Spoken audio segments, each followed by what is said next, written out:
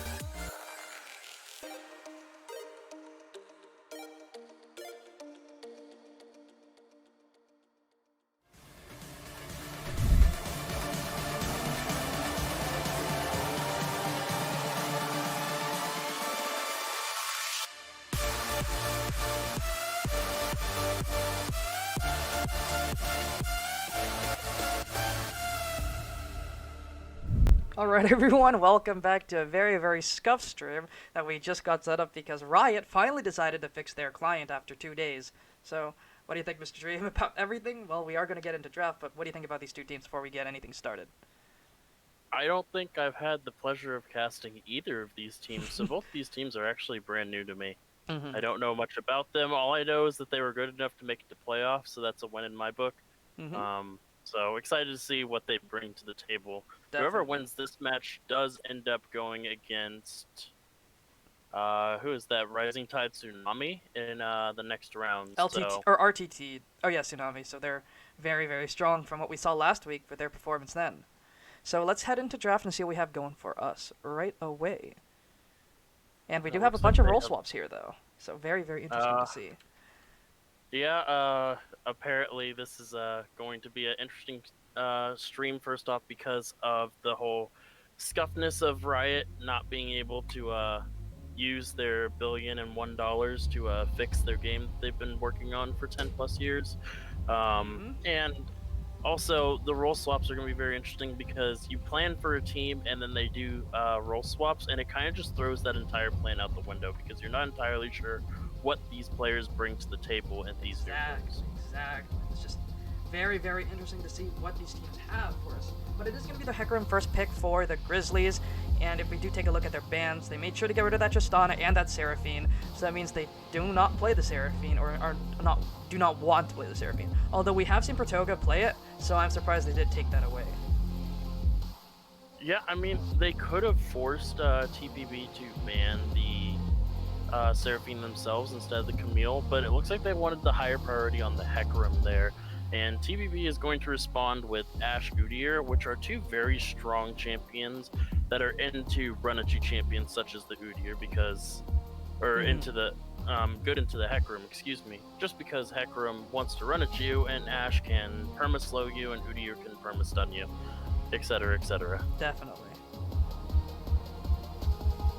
I guess that is the main play here, and I definitely understand why they would go for something like that.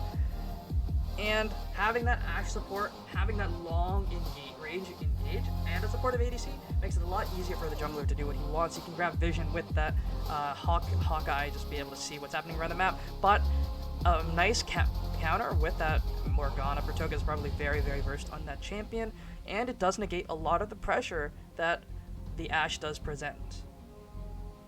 Yeah, definitely agree. Morgana is a very efficient pickup here against the Ashe and the Udyr there. Third picking the Orianna is a little interesting to me. Clearly they want to hold their AD carry, which is going to open it up to some bans. They already know what the Ashe is. I guess they wanted to hold it just to see what support they had to go against. Maybe they're thinking of something that's a bit safer, like an Ezreal or a Sivir. And they just want to see what the support is. They just want to see what the enemy team support is before they go ahead and pick it here. But it is going to be left open for bans, so this AD carry pool might get targeted a bit here for the side of Grizzlies. Definitely. So we did see some Xeraths earlier on in the split, and they've been performing exceptionally well.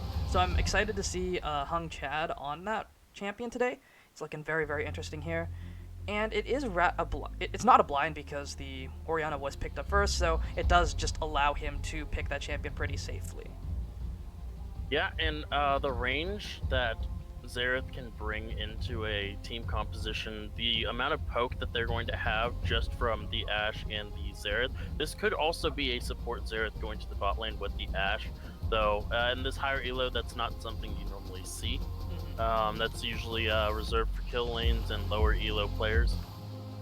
So I don't think it's going to go down to support, but if it does go down to support, the amount of poke that Ashe Xerath have is very strong and difficult to deal with, even with the Morgana that can spell shield some of that damage.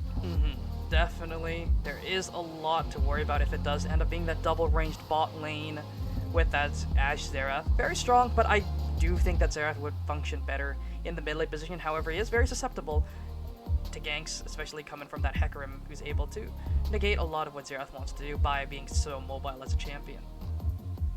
Yeah, and surprisingly enough, we don't have any AD carry bans here, nothing targeted at Zucker's pool here. Instead, we're going to have 4 top lane bans here, the Malphite, the Scion, the Renekton, and the Aurelia.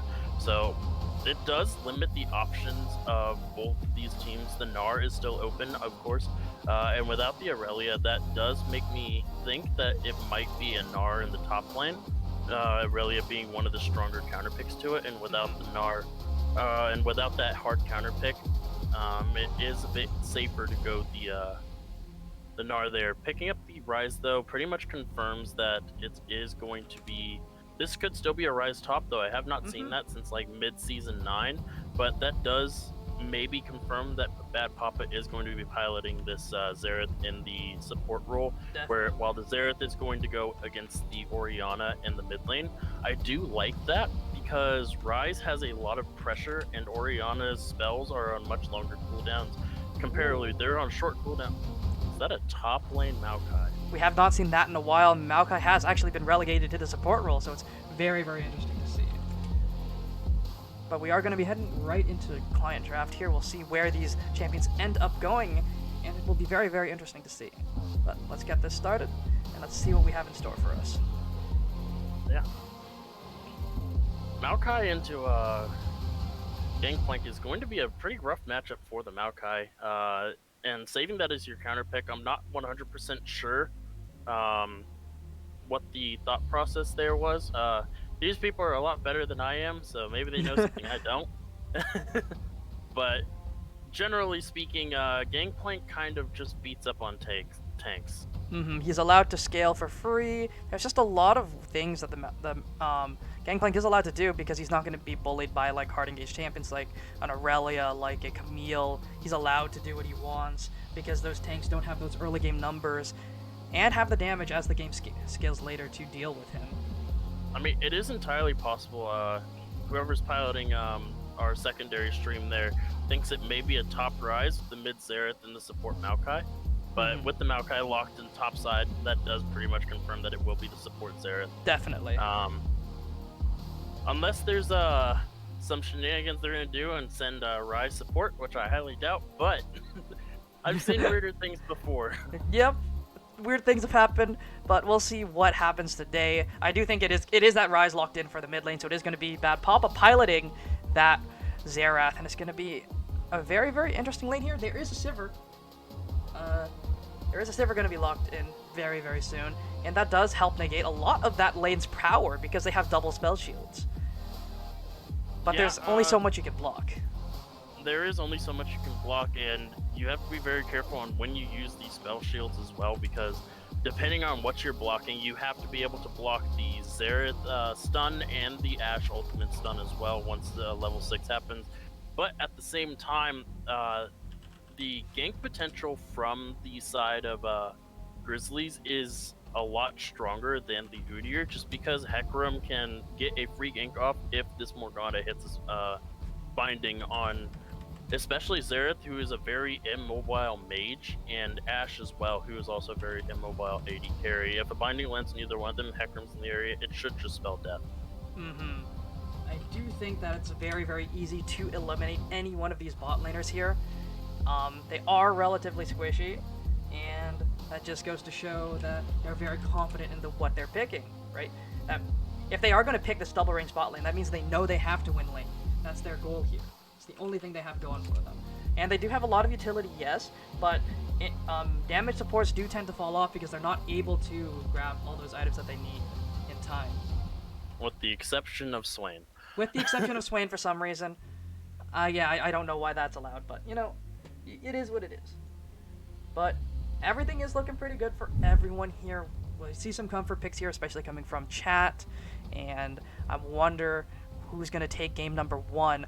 I think both comps have ideas, but we'll see which. I do think that the comp of the Grizzlies is a little more synergistic, but we'll see if the Bad Papa's team is able to just take it home with this unorthodox draft. Yeah, I am going to have to agree there. The Grizzlies' composition is much more straightforward and much easier to execute. They do have winning lanes both in the top lane, or they only have the one winning lane, which is the top lane. Gangplank is going to hard stomp Maokai 9 times out of 10. The Hecarim and the Udyr, if either of those two meet up, I do believe Udyr has the early game, but the later the game goes, Udyr does have the damage to out trade a Hecarim 1v1.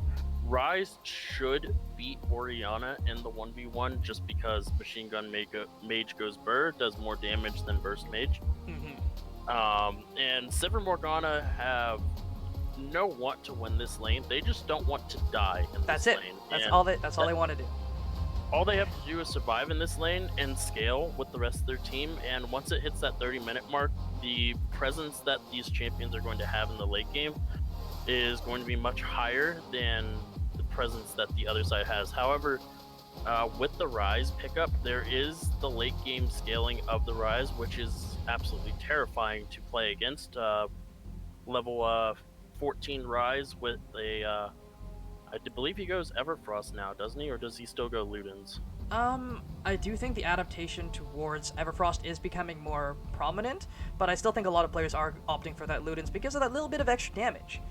However, I personally do think that Everfrost does provide a lot more for Rise as a champion. It gives them a little bit more tankiness with that HP, some nice CDR or ability haste now, and it does allow him to itemize into both the tier item, the Seraph's Embrace, but I also think Cosmic Drive could be really, really good on him.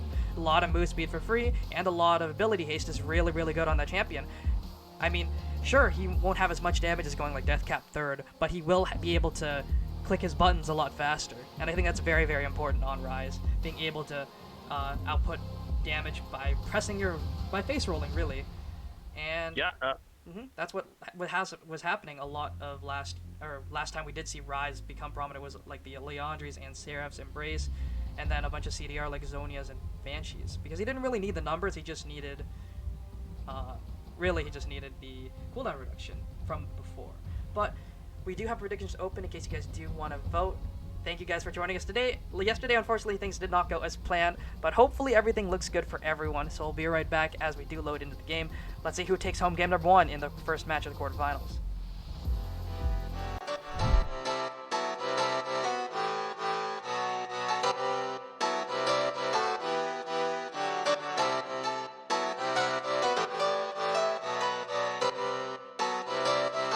I saw you smile from across the bar.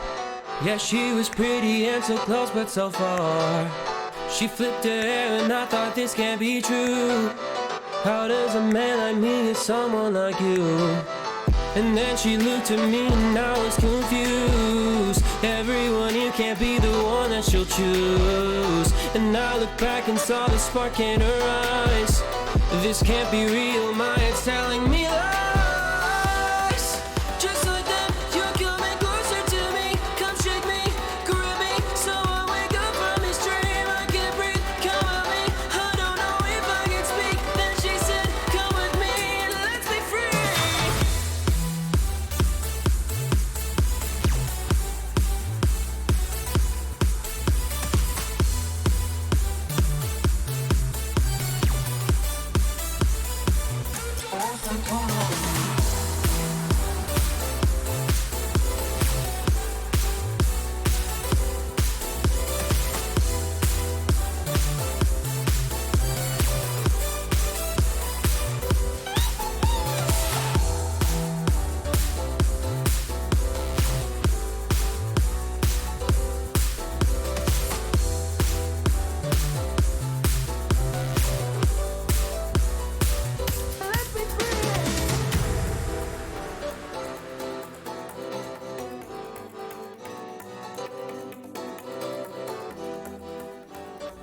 Welcome back, folks. Here we are, game number 1 of the playoffs here. Quarterfinals starting off with Team Bad Papas taking on the Grizzlies. Tonight, Team Bad Papas are the home team, so they got side selection. They chose red side. They wanted that counter pick. So we'll see what they have in store for us here. Grizzlies looking to take them down tonight. It's going to be a very, very interesting battle here. We do see some posturing from the Grizzlies down in the mid lane. Or in the middle of the game, I guess, but we'll see what things happen. We'll see what happens. Some shenanigans may be happening here. We do see a couple people pinging towards that rise there. We'll see if they actually do go in. They do place that ward, though. That is some nice vision placed for them. Yo, Zareth didn't buy items. Oh!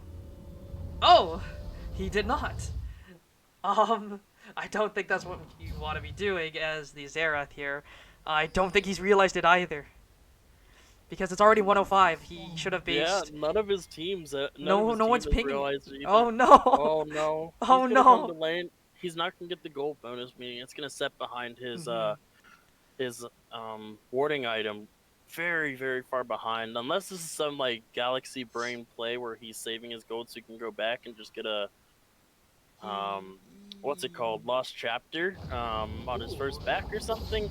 I don't know, but this is. I don't think Starting this is the game with 0 items is a little little, questionable to say the least. Yeah, it's a little interesting, but we'll see. We'll see if this pays off. We'll see if Bad Papas is going to be able to take it down with that, or Bad Papas is able to take it with that no item start.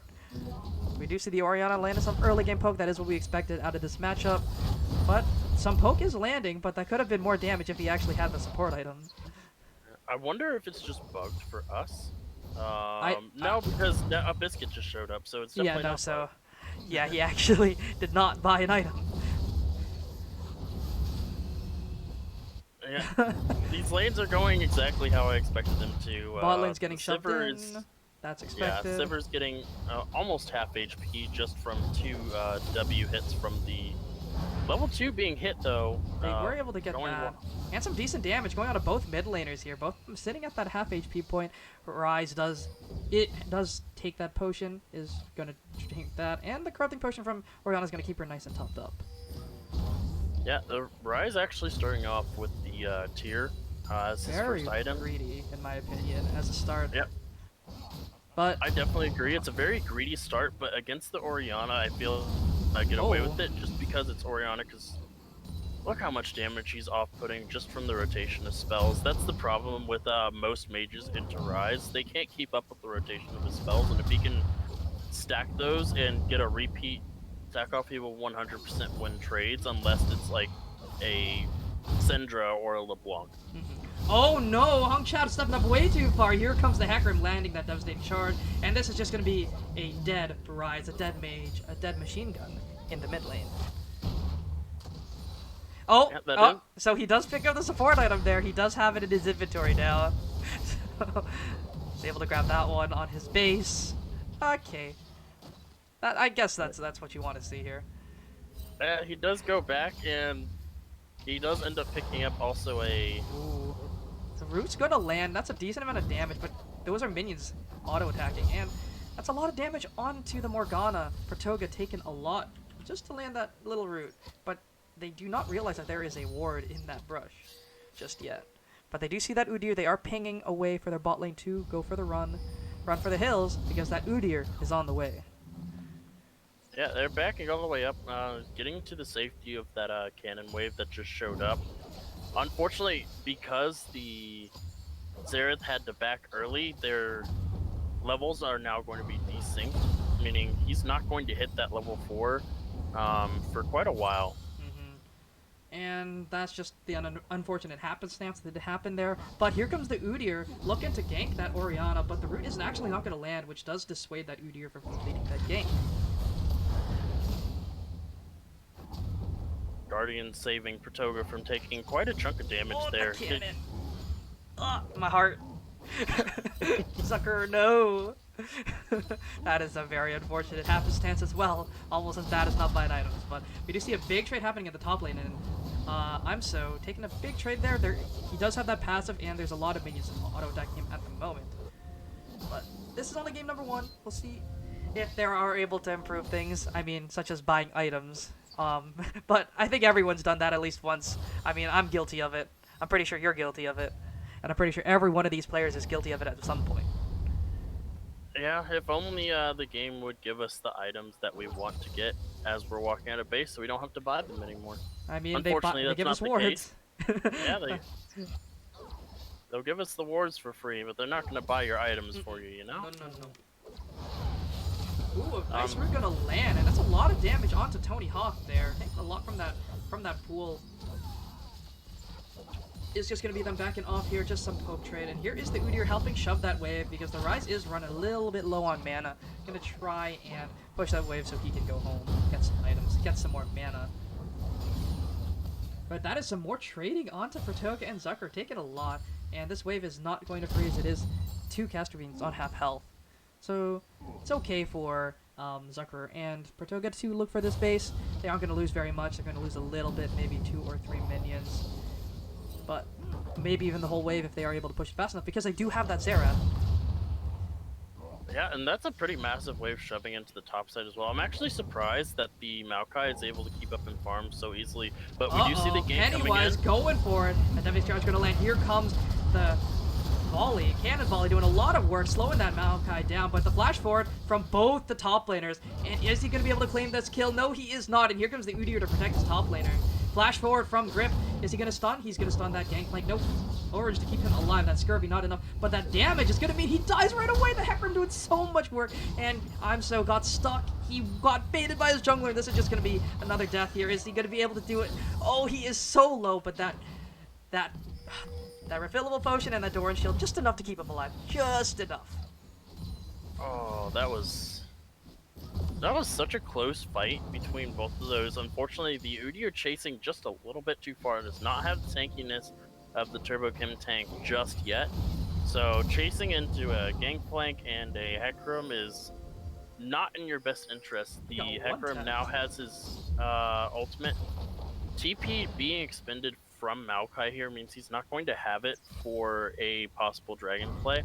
You see Hecarim is already walking towards it. The Udyr is coming in for a lane gank on the bottom side of the map. A lot of damage onto the Sivir. The spell shield is going to keep herself from taking too much damage, but she is already chunked before the fight begins. And this is right before Dragon as well. So they do want to be a little bit careful here. They don't want to expend too much, because they want to make sure they have their cooldowns for this big fight that should be happening. But bot lane has no pyro, and mid lanes are just looking to try and push out the waves right now. But Udyr is looking for something here in the bot lane. He is looking. Oh, the stun is going to land. The arrow is going to land true, but the flash from Pratoga is going to keep himself alive. Nice root onto the Udyr, dissuades this gank, but the Ignite might be able to enough. It is not. Pratoga is going to live with 1 HP. That fire from the Udyr and from the Xerath is not enough. Yeah, and Hecarim was starting up the dragon there. Looks like they might trade dragon for plates. I'm not entirely sure if that's what you want to do here. You still have 4 members here on the bot side of the map. You can definitely go for this dragon. Oh, they're getting collapsed on. They are going to trade their lives for this dragon. It is going to be taken. And Ego has no mana to help Pennywise out, but that Devastating Charge is enough to keep him going. Flash forward from the Rise. The root, he's not going to use it, actually. He's just going to use that EQ4. I believe and it's Udir's still trying. on He's cooldown. so fast. The root is going to land. The cleanse is too late. And that's just his demise. Getting something back for that dragon. The rotation was very, very slow. They really wanted that plate there. They do get a trade kill. They also get the plate there as well. And Sivir is a little bit out of position. There were 3 members here. 3 members here. She's trying to get a base and she gets stunned. She's not able to Black Shield in time. Spell Shield's not enough, and it's going to be Bad Papa taking that one with that Hellfire from above. Oh man, that was not sure if Sivir realized that there were still 3 people on the map. They probably thought they were going to back after that kill onto Orianna there, but unfortunately pushed up just a little bit too far despite being really close to the tower. Tower's not going to save you against 3 people Protoka's like that. looking for something here. He's taking a lot of damage, though. I don't know what he was looking for there, honestly, but that's not what you want to see from your support. It's actually very interesting. I feel like in that top lane engagement, the Udyr never popped his Phoenix Dance, which might have been the deciding factor because the AoE damage. Something I just thought of right now. It could have been a reason why they lost that fight up there. Maybe Grip not being very versed on the Udyr could be what caused that unfortunate event that happened up there. We'll see if it is enough to affect this game. But that Gangplank is slowly and surely getting some gold here, trying to stay ahead. Orianna hovering towards the top side, hovering towards that Hecarim. And that is going to be some chickens being taken away here. Bad Papa going to miss that stun. Not going to land. And lane states have returned to basically normal now. Yeah, with the Xerath roaming up there, it could have turned into a very bad play for the side of TBP just because Hecarim was just around a corner taking those chickens. If they tried to force on that, Hecarim has ultimate. He could have come over the wall and turned that fight very, very quickly. So good job on TBP not going too deep to chase that play. So even though the Sivir did fall in that fight, she does have a gold advantage over her lane partner. So she is slightly ahead, but this is going to be a 4-man towards that bot side. But that ward from earlier actually going to spot out the Hecarim. He is seen and is also going to see the Orianna. Ooh, Yeah, great they know ward. that there are 4 They people know. down here. They know. But what are they going to do about it is the question. They should just be sitting under their tower, which they are doing very, very well. As we see some trading going on at the top side, and I'm so engaging on to Zaxxer. That's a lot of damage already onto both of them. But the Maoka has a lot more sustained innately in this kid. Yeah, except for Grasp is a keystone, so does allow him to stay a little bit healthier than usual. He does have the Sheen already, and he is starting to build up quite a bit of a minion lead, as well as in the bot lane, which is probably where that gold lead the is Root's going to land coming onto from. the Xerath, and this is some decent damage from the pool, but they aren't going to look to overcommit here. Pennywise is looking to do some damage to Grip, but that's a lot of damage from the Phoenix Dance already. And he's going to take those health potions. Zuckerer is still alive here. And it's going to be Pennywise just getting solo killed. Flash forward, but the Unstoppable is going to keep himself alive. That Onslaught of Shadow is going to keep him alive. And that's just going to be a bunch of... Maybe a kill here on Protoga. The Ignite is going to fall... But here comes the Cannon Barrage. And Pennywise is looking for something. He's looking for something. Not going to be able to do it. Not going to be able to do it. Everyone is very, very low. This is just going to be some more plates down to the bot side. So that was a lot of summoner spells and ultimate cooldowns there expended for 0 people to die. And an Ego appears to be lagging, I'm presuming. Otherwise, they would not have paused here. Yeah, looks like we do have some disconnect from the mid laner there. Good guy Rise not attacking him while he saw him just standing still.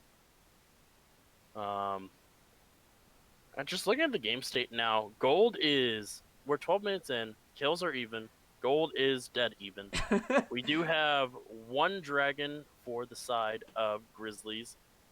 This is anybody's game. It can go either way right now. And it doesn't look like this pendulum is swinging in any direction. It's just hanging limp right now. Nobody has a significant advantage. Even the Gangplank, despite being 11 CS ahead, he was losing out in that top lane trade just because the tankiness from the Maokai there already starting to come out. He does have he is looks like working on the Bramble Vest or the plated steel caps next. He does have the Bomby Cinder as well. The Sheen doing a lot of work to try and mitigate these trades and make them a bit more even, but the sustain from the Maokai makes it very difficult for Gangplank to actually kill the Maokai. Definitely. So I do think he's going to look for the Essence Reaver into, or maybe Divine Sunderer. I think that could be decent here, fairly decent. But I'm expecting Essence Reaver into Immortal Shieldbow here just to give him that sustainability. Keeps him alive. And Crit, I do think scales really, really well into late game. Yeah, I definitely agree. And because that, as we got another fight in the top lane and starting to show, like, that Q did damage, obviously, but the passive from the Maokai basically said, oh, you did damage to me? Never mind. Here he comes. Here comes the Hecarim. It's going to be able to walk away, though. Not going to look for anything. And that's just a little high see you later kind of gank there. I'm pretty sure if he tried to go in on that, because the Orianna ultimate was down, I do believe that he may kill one or both of them. He is Oh no! Oh, Pratoga! Not pressing the shield, or not pressing the W button early enough, unfortunately. It could have been a stop base, and that's going to be a Rise TP coming out here. Here comes the Rift Herald. He's going to give a couple plates over. That's some nice stuff here, but Ego, if he steps up a little bit too far forward, that could be his demise. He's going to walk away here, and that's just some gold gifted over to the Orianna. And it is going to be that Essence Reaver, which means I'm expecting Immortal Shieldbow to come through here for that Gangplank. And the TBP coming through for the Gangplank, looking for something to happen here. Just going to try and deny this Dragon. Hecarim is just nowhere near. The TP expended there means that they're trying to delay until the Hecarim gets there. The Orianna has to unfortunately walk because she decided to take the cleanse. Not a bad pick into the Rise, however, it just means she has to walk there. And because there's a 4v5, the Maokai can TP if they really want to fight this. It will be a mountain or a cloud. They are starting it up here. There is a TP. Here comes the Hellfire from up above. Maokai is teleporting into that backline, and the stun is going to land onto the Hecarim, but he still has the Onslaught of Shadows. Is he going to look for it? And the roots, the tree roots are going to do a decent amount here. It's going to root up too, and I'm still going to tangle in that one, but everyone is so low on the side of the Grizzlies, and they're just all going to fall, taking so much damage from the Ashe, that AoE just doing so much work. But Hung Chat is very, very low as well, and Ego flashing forward is going to be able to take that one, but that is a Dragon, and that is going to be his demise as well. Bad Papa, very, very strong here already. That's going to be a Mountain Soul for you, Mr. Dream. And was that the most likely one, or was it going to be that Cloud Soul? It actually was the most likely one. Okay, let's go. I just couldn't say it because the fight started as soon as I was about to. And that is going to be a push into the mid lane, but here comes the Cannon Barrage to dissuade them from taking this tower. And it does clear those waves very, very well. Unfortunately, you had to choose between mid lane and bot lane, and they're going to let the bot lane go down instead. We now have a 3,000 gold lead for the side of TPB. This game has finally started swinging in the direction of the red side now. They did pick up the second dragon of the game, so we're tied one dragon each. We do have one tower down now. And the builds are starting to come in. We have the Kraken Slayer for the Ashe finished, the Everfrost, as you predicted was going to be for the Rise there, and he is nearly done with his tier, so I expect the Seraph's Embrace coming in second here. Definitely. I would expect that's Seraph's Embrace, but I wouldn't mind the pivot into the Cosmic Drive. I just think that item overall is really, really good on rapid fire mages. But I do understand the stat differential for going for that Seraph's Embrace. It's a lot of AP, but I think what it is really just raw AP.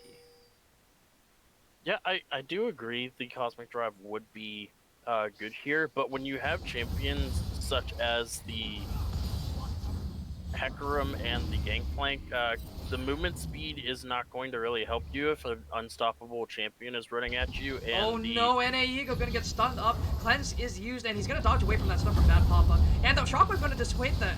Oh, it's not actually gonna stop that. Bad Papa able to use it once again. Very interesting interaction there. You saw that, right? That wasn't just me. I'm not going blind. Yeah. I thought it was going to stop it. Yeah. Maybe he channeled it right after. Maybe. Binding is going to hit. No, but okay. Well, that binding is gonna land, and I'm just confused about that last fight. That was really, really weird. Yeah, I'm not entirely sure what that interaction was. It may have been he used the ultimate right after. That could be it.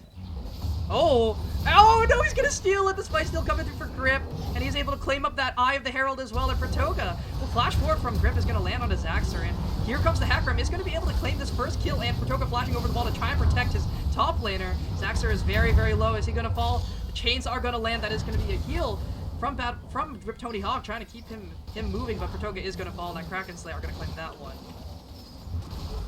And flash forward was expended from Bad Papa, and he whiffed. Oh man. So not only do they lose out on the Rift Herald there on Shelly. Oh, and Eagle gonna get stunned up, and this is gonna be so much damage. Shock gonna come through. It's just not enough damage though. That Ashe is just too strong. 5-0 already. This game is starting to get out of hand here. The lead that the Ashe has over the bot side and pretty much everybody else in the game, sitting on the most gold in the game right now at 7,900 with after that mid turret take. Really, all that's left for them is to kind of just continue scaling and let them win the game with wallets alone. We've seen a lot of these cannon barrages go down, and mostly onto waves, unfortunately. Just not able to use them super offensively, other than that one time down in the bot lane to try and get some kills, just wasn't enough. Yeah, but despite that, they're finally sending somebody up there. They had to move somebody up there, or expending the cannon barrage would have meant nothing, because Maokai eventually would have taken the turret. With that demolish that I do think he does have, he would be able to do some damage. Let me go check that real quick here. So he is running that demolish. He's already done 1,000 damage, so yes, he would have taken that tower pretty easily. Yeah, the Mountain Dragon is spawning here in 30 seconds, and for teams that don't really have a massive front line, like the side of... Oh, they're gonna look on Batpop, and he's already fleeing. That Shadow's gonna land, and here comes the arrow. It's gonna land onto Zaxxer. And Tony Hawk, no, he got caught in a bad spot, and this is gonna be him falling down. Very, very unfortunate for him. But NAEgo's very, very low. Hung Chat doing a lot of damage. Machine gun goes burr, and that's a death for him. But here comes Zach, and he's gonna be able to cue that, and the flash is expended from Hung Chat, and he's still gonna fall in the end. But this also means, because of the shutdown there and 3 dead versus just the Orianna dead, they are going to get their second dragon here. Mountain Dragon is going to be very, very helpful if they manage to get the soul. Because they don't really have a dedicated tank on their team. The Divine Sunder is finished for the Hecarim. Looks like he is probably going for the Sterax next, or is that going to be... I'm not entirely sure. I would expect a Sterax here. I think that is just the best in slot for number 2 as the Hecarim. Oh, here it comes. The Hellfire is not going to be enough, actually. He's going to expend that ultimate, and the tower is still going to fall. But that is a Rift Herald up in the top lane. And it's only NAEgo and Pennywise. But they are able to stop that Herald. It is going to do some decent damage onto that tier 2. And Tony Hawk might have bit off a little bit more than he can chew if he does step up a little bit further. But it's going to be a root for Pratoga landing, and that's just so much burst damage, and Bad Papa is caught in a bad spot. And that's going to be a kill. And the cannon barrage is expended once again, and unfortunately, Tony Hawk was just a little bit too far skating out of there. And just like that, the gold lead that was around 5,000 gold has now dropped to 2,000 gold here. They are going to start getting outscaled if they're not careful. The amount of damage that the side of Grizzlies has does outscale them. However, the Rise and the Ashe are still very, very strong right now.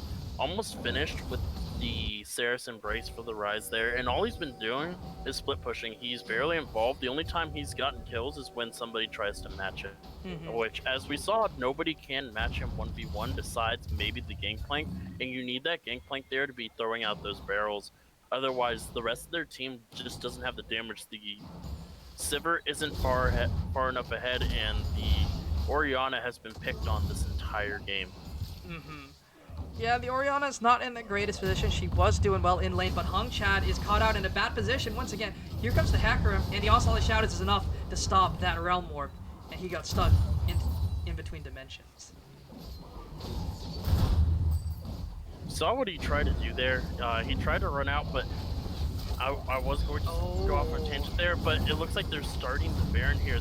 There's 2 people bot side, including the They have a Hecarim. lot of damage because of that Kraken Slayer and the Udyr just there wailing on it, but I don't think they have enough time. If the Hecarim is able to make it, they are going to look to turn the fight here onto Pratoga, and he is going to land those chains onto Tube maybe, but Pratoga is going to fall. Zucker stuck in a bad spot, but the Pennywise down in that backline, taking out Bad Papa, supports down. Here he goes onto the 80 carry. Is he going to be able to do enough damage? No, he is not, but Zaxxer on that backside. Flash 4Q is going to land that shot to the face, shotgun right there, and here comes Nana Eagle doing a lot of damage, and the Cannon Barrage, is it enough? No, it's not. I'm So is still alive. The Barrel Slow is going to land, and Hung Chan is coming there. He's in the back line. He's going to try and do something. Nana Eagle very, very low, and the machine gun is going to go burr, but here comes Zach, trying his best to... It's not going to land. Hung Chan taking so much damage. Gangplank doing so much work with that Immortal Shield, though, staying alive. That's everyone very, very low, and that is a very, very close fight, but that brings the Golden League down to 2K. Or just over 2K. Nobody ends up getting the Baron there. Luckily, they did have enough time to run all the way from bot lane. They did lose a couple members there. The Sivir or the Morgana getting chunked out and getting killed there.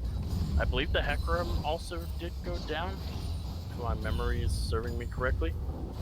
It was the, I think it was the Ashe and the Xerath falling very, very early. The tanks were actually able to stay alive for very, very long. The Udyr and the Maokai living. Yeah, it was the Ashe that did end up killing off the Hecarim. That's what I was trying to remember. Oh, yeah, yeah. Oh, Pratoga landed some decent roots, though. And that's just a decent amount of damage onto Bad Papa. Oh my god. He's forced to base already. You hate to see it. Once the Sivir starts getting damage in there, the Q does massive amounts of damage. It really, really hurts, and it's one of those... Oh no, and here you go! Hung Chat is gonna look for something. F-Frost not gonna land, but he has the damage. The machine gun goes burr, as you said, and that's just gonna be a flash burn, and Hung Chat taking that one. Solo kill for him with that Realm War. But here comes the TP. Udyr is there. Zaxxer is running. He's using his legs. Is he gonna go for it? That is the question. Hecarim is in his back pocket, but so is the Udyr. And we're starting to see just the amount of damage that the side, or that this Rise can do. The Orianna, unfortunately, still on that one item, going for the Void Staff second. She needs that pen. She's not doing much damage, unfortunately. But I think some more AP could have been a little warranted, if I'm being honest, but we'll see. It did get buffed this patch, though, so 5 AP is a nice little buff. Nice little touch there. But we'll see if this is going to be third Drake. Is this going to be it?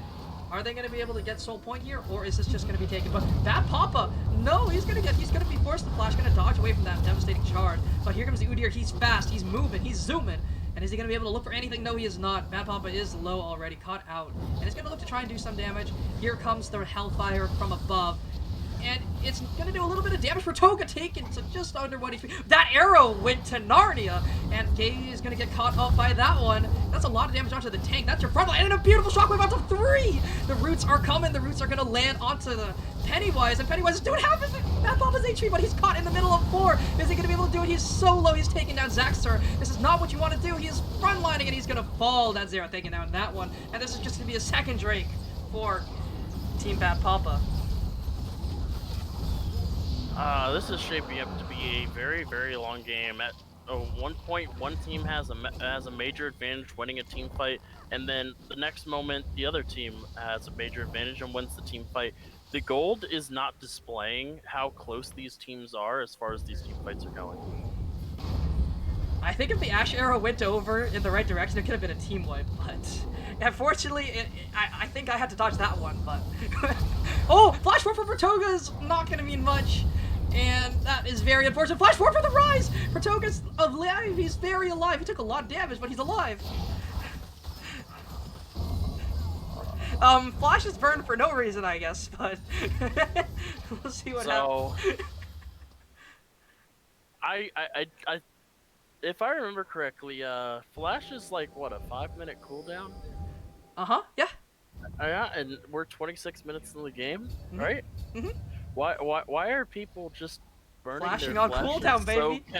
so casually? Like, I love it. That is I, what you want to see there from everyone. It's the great. in-game, the in-game chat agrees. We have Morgana saying respect and Rai saying thank you. Yes, respect. You put respect on the names for Toga and Hung Chad there. He is a very hung man very much right now. And everyone is having a fun time here. This is going to be a fun series. And they are looking to try and take this mid tower, but Bad Papa does a lot of damage. Oh And is yeah, able to that's clear right. waves. This is a best of 5, and this is just game 1. And if these games are gonna go like this, we're not getting out of here till like midnight, maybe No, later. sirree. They're looking to do something. Everyone's looking. Everyone's looking. Maokai's down in that bot lane, and Ego up in that top side. And we'll see what is going to happen here. And here it comes. He's doing that Hellfire. Toga is going to land a root. That is going to do some decent damage. Yeah. Good job from everyone. You know, using your stuff. Good skill shots, guys. That's all that's really happening. I think I have to zoom out a real. Oh! Realm Warp is gonna come down onto that Orianna, and he's gonna get Shockwave, but that's not enough. And Ego's trying to run. He's moving as fast as he can, and he's able to get away. But here comes the Udyr. He's spotted on the pink ward, though. Able to stay alive there. If Rise had Flash there, I think he kills the Orianna. I think he does. And unfortunately, Riot Games refuses to make a good direct again, but he's gonna go on to Hung Chat, and he's stuck in that cannon barrage. It's doing a lot. Here comes Bad Papa's gonna fall down there, and it's just a cannon barrage to doom. Everyone is taking so much damage. Grip is stuck in no man's land. That Hecarim is fast. He is a zoomer. Everyone's a zoomer. Flash away, but it's not enough for that red buff slow. And Vertoga's gonna try and KS that one, but Pennywise is gonna grab that one, and that is just 3 of them getting caught out by that cannon barrage. Doing so much work. Great ultimate from Zaxxer. Man, imagine if these people had flashes. True! Imagine if the Rise had Flash. And they are going to be trying to contest this. Pennywise is actually very, very low. But it is only going to be the Ashe, and it is only going to be the Maokai. They can't try for something here. Pennywise! Pennywise is going to get executed! Okay, the Shockwave is going to claim that one, and Pennywise, no! It's not what you want to see. Tony Hawk's looking for something. Here comes the Rise. He's channeling that TP, and Vertoga might just be caught in a bad spot. Zucker is trying to run away. The roots might land. The Black Shield is going to keep himself alive. And that TP is expended. They might be able to catch a Zucker, but here comes the Baron recall. He's going for it. The Gale Force forward. Flash forward. Everyone is burning Flash. And that's going to be a dead Ashe, but he is in no man's land. Zucker is stuck between a rock and a hard place. Or more like a tree in a hard place. And he's running. Rumble gonna come through, and he's just gonna fall to that Everfrost, and he is chilling in the fountain after that one. I don't even know how to analyze this game anymore. It's a My fun one. voice hurts from trying to figure it out. Everybody is just burning all of their abilities off cooldown. I wouldn't be surprised if Ashe ults from base as soon as she respawns. It's fun to watch, that's for sure. It's a crazy one. I'm definitely having a good time watching this series. This is not what I expected, honestly, coming into today. But it's fun. Yeah, and once again, this gold is even at 30 minutes. At 30 minutes, the gold is even with 3 towers. What do you mean 3 towers is all that's been taken in 30 minutes? What is this game? Oh my... Everyone wants to fight. Everyone wants blood. Everyone is here to tussle. In game number 1. And it's going to be the mountain spawning up here, and Hecarim does have an ankle here to look for something. Wow. That is... Nice root. That was nice curved damage. hook if I ever seen one. Oh my god, that's some decent damage from the Orianna, even though she's only 2 and 5. Especially onto a tank like Maokai with that Spirit Visage. Root is not going to land from Vertoga. And she's going to get... Ooh! Okay, things are happening. Hellfire, and that arrow is going to be hit the... Oh, oh my god, that Shockwave was so nutty, and the Onslaught of Shadows was even nuttier. That's so much damage here, and they're all stuck in the cannon barrage, taken so low, and the Gale Force forward going to claim that one. Zucker doing a lot of work here, and Hung Chat is stuck there with his tail between his legs, getting zoned out by a gangplank. The pirate is not sad anymore, the pirate is happy, and he's hungry for blood. And that is just going to be another Drake that is sole point here for Grizzlies. Yeah, it looks like they're gonna rush up the mid lane. They should be able to get this tower. Oh no. Oh, no, Pratoga! That's not what you want to do. Here comes Gangplank. Ooh. Oh, Rise doing so much work here. That drip. Oh, that's Kirby. Wow. Okay. He's looking, but here comes Pennywise. He is coming in. He's going to land that devastating charge. No, he's not actually. He doesn't have to do it in time. Oh no, the barrels are getting set up, but they're missed time. Hungchat trying for something, but he's going to fall. Hecarim taking that one. And that was a series of misplays gone wrong. A series of misplays gone right, my bad. It ended up well, but that is not how that fight should have gone. Hungchat just almost 1v5ing as they try to pour into him one at a time, almost killing the Gangplank there. That is a late game Rise with 3 fully built items there. Probably going, I would assume, going for the death cap as his 4th item. The gold amount did get lowered just a bit, so it is a more lucrative buy. However, the Void Staff is just as good as an option with the mountain starting to stack up. Void Staff. Pratoga. Oh no. Is he going to land it? No, he's not. The binding is going to miss, unfortunately. Well, we do see a dragon here coming up in just under 3.5 minutes. That's what everyone's looking for here. Could be a Baron, though, in 2. So we'll see what teams start to contest, see what happens here. But it's very, very interesting what's happening. It's a bloodbath, that's for sure. Almost 20 kills for the Team Bad Papas. Yeah, and despite getting abused so early, for so long in the early game, the Orianna has caught up in items, finishing both the Seraphs and the Void Staff on par. The Fiendish Codex is finished for the Rise there. Could be a Morello. Oh, Zucker taking a lot of damage. Forced the Gale Force away from the Rise. He does a lot of here, but I'm so gay looking for something here. And the jungler in his back pocket might mean he is able to do a lot. And he's taking a lot of damage, but oh, that healing from the Immortal Shield bow might be enough. He is going to be able to take that one, but he is going to fall to Grip in the end. But that was a lot of damage in a 2v1, and that's both top laners dead. But here comes Pennywise. Here he comes. He's going for it. He's going to use that devastating charge. It is going to land. And, I mean, that Udyr is very tanky, but here comes the teleports. Oh, the Shockwave is going to not be timed properly, and Hungchat is going to be able to walk away. But NA Ego's going to get stunned up the cleanse. Instantly, Captain Jack, is that you? Is going to be able to walk away from that one.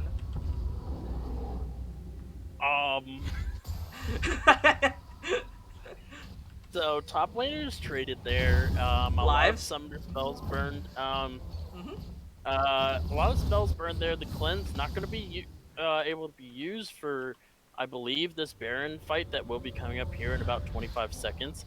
And I do believe it will still be on cooldown as the dragon is spawning.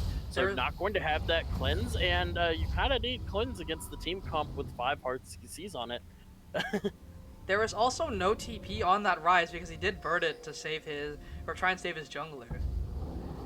So they are missing that summoner spell as well. Is Orianna going for Horizon Focus? I think so, and I don't think that's the play, personally. I believe that's the only item that Horizon Focus besides Hextech. Oh no! We're gonna land onto him, and Pennywise is gonna be knocked away, but he still has the devastating charge. He's gonna land, and he's doing a lot of work here, but it's not enough. Grip is running away, but that Everfrost onto 2 is doing so much work. Zucker barely alive on the back line. Still alive, but here comes the Onslaught of Shadows into the back lane, onto 4. Everyone is fleeing away from this Hecarim. That's a lot of damage on Hungchat. Versus down is the Udyr, and Grip is going to be taken down. Pennywise on another rampage. That Pony Boy is doing a lot, and Bad Papa is trying his best. Tony Hawk is not going to be able to run away from this one. Here he comes. Here comes the Nene. Is it going to Nene? Here goes that. And that arrow is not going to mean very much. That stun lasted like all of 2 seconds. All of 0.2 seconds, my bad. And this is just going to be a free Baron for them, because the jungler, mid laner, and AD carry are all dead. The Xerath is still up, and he has ultimate. Nope, not going to be able to do it in time. Would have been nice to see a try, see an attempt, but I don't think it was in range. They're going to go back, and they're going to run down for the soul that's going to be spawning here in 15 seconds. Wait, they have time. They can actually, if they can burst this fast enough, Udyr might not be able to walk down in time. Udyr is very, very fast. I do believe he walks down there. He is a zoomer. That is very, very true. We'll see. He's running. He's going. Oh my. He's going for it. He's running. He's a running. Everyone is setting up here. They are trying to burst it, but the Udyr is fast. He is a zoomer. But he's just not there in time, and that's just going to be Soul. And that's unfortunate. They took a fight too early. They lost Baron, and they lost the Drake as well. And Gangplank is doing a lot of work here as well. He's able to split push in the top side, able to get that tower. Ryze is going to try and do something, but he's not there in time.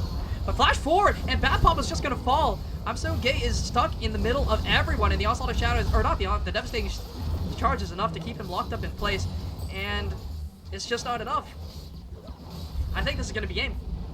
Yeah, that is 2 members Oh down. no, the cannon barrage, and Tony Hawk is dead. He's going to fall to that barrel. And thank you, Riot Games, for freezing my game. And mine.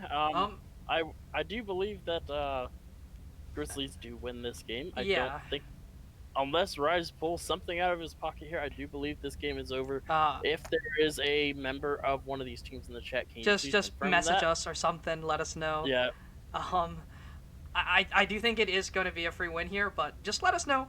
You can message us on League or on Discord or whatever you see fit. But yeah, I think this is a guaranteed win if we take a look at the positioning of everyone here. Hongshad is stuck on the wrong side of this fight, right? You see that Gangplank there? You see that Hecarim? You don't want to be there. It's not very good. He's gonna fall instantly. What do you think?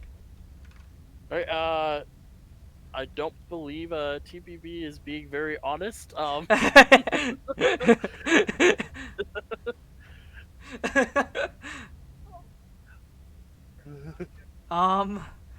me we can send a quick PM. I do believe it says on the post-game screen that it is victory for.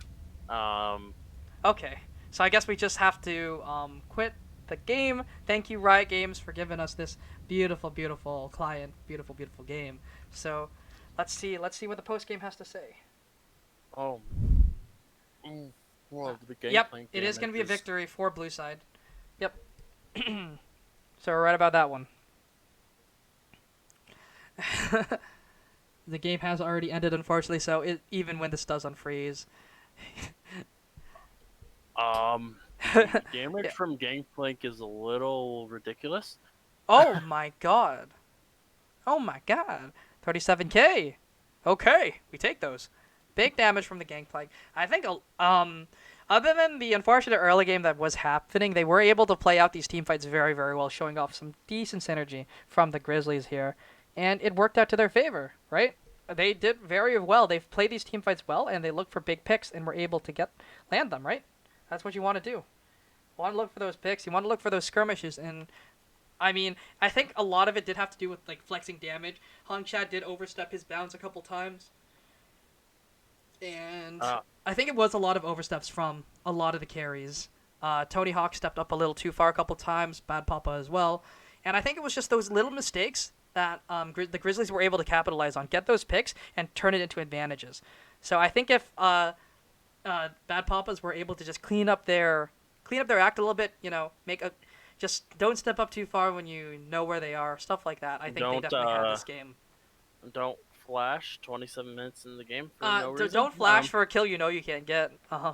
Yeah, so things like that I think could definitely help out. But I think we did see some nice mechanics from Hongshad. He was playing those team fights very well. He was, machine gun goes burr, but he was doing the combos correctly.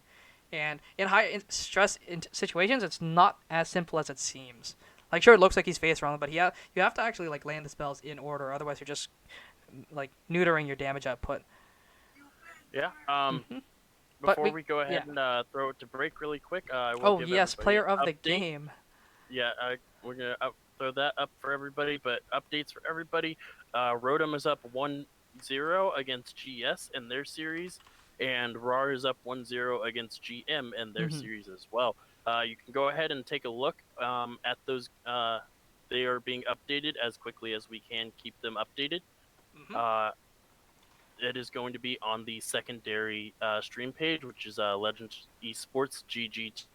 The multi should be in the description. If Yep. you just type in !multi, it should show it up for you. So go ahead and take a look at that, so you can see them updated as they are being updated. You took the words right out of my mouth. So thank you guys for joining us for game number 1. It is going to be a first victory for the Grizzlies here, and we'll see if the other team is able to bring it back, if Team Bad Papas are able to come back. So we'll see you guys in just a little bit. We are going to head over to a quick break while we get everything set up for game number 2. We'll see you back in just 5 minutes.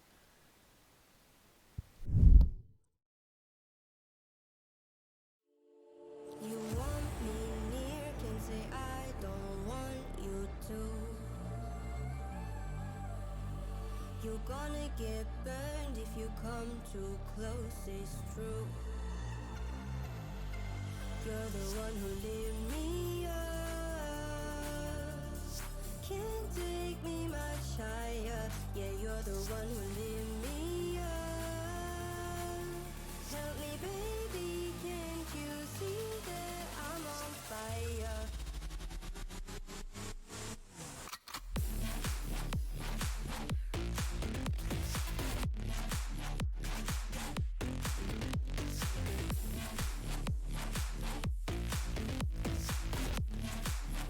Tell me, baby, I'm on fire.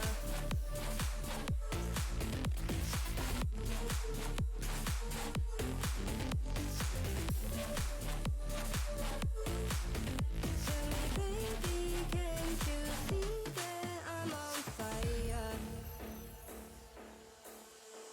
You want me near, can say I don't want you to. But you're gonna get burned if you come too close, it's true. When you're the one who lit me up, don't you dare saying I didn't fight for us. It's the tension between us. You want me near, can say I don't want you to.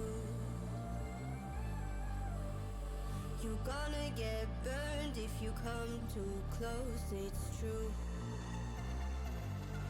You're the one who lit me up, can't take me much higher. Yeah, you're the one who lit me up.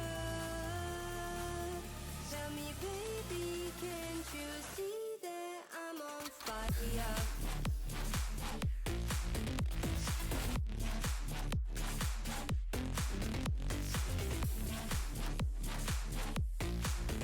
Tell me, baby, can't you see that I'm on fire?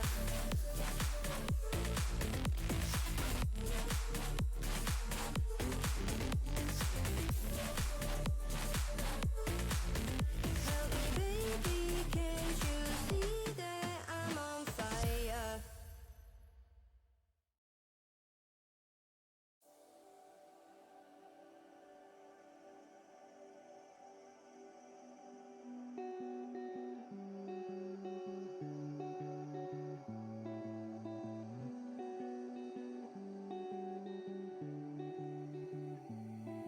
The ocean I was born in the quiet of a cold December. I was fortunate to come in, grace this earth. I've been coping with that origin. Every time it seems that I remember, you've been haunting my stories, showing in the dirt. And your name's like church bells inside in my brain. Yeah, your face like the sun shining all day.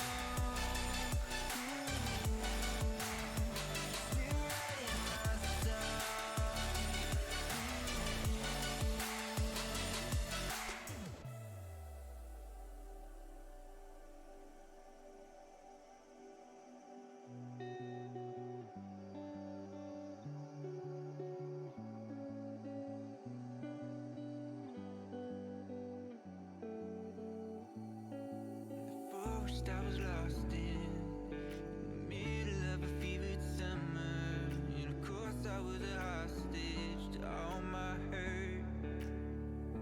When it rains, it gets to pouring, and I hear I always feel outnumbered. And no matter where I'm going, it's like I'm stuck in reverse. And your name's like church bells inside in my brain. Yeah, your face like the sun shining all day. I guess I'll see you later. Fall. We'll be off in the vapor, taking off. And if we're nothing but paper to ride upon, do me a favor. All right, everyone. So it is going to be Mr. Pennywise as your player of the game for game number 1, and I think he played incredibly well. I'm talking over music. I am very, very sorry for that. But he played incredibly well, but what do you think about game number 1? How do you think everything went?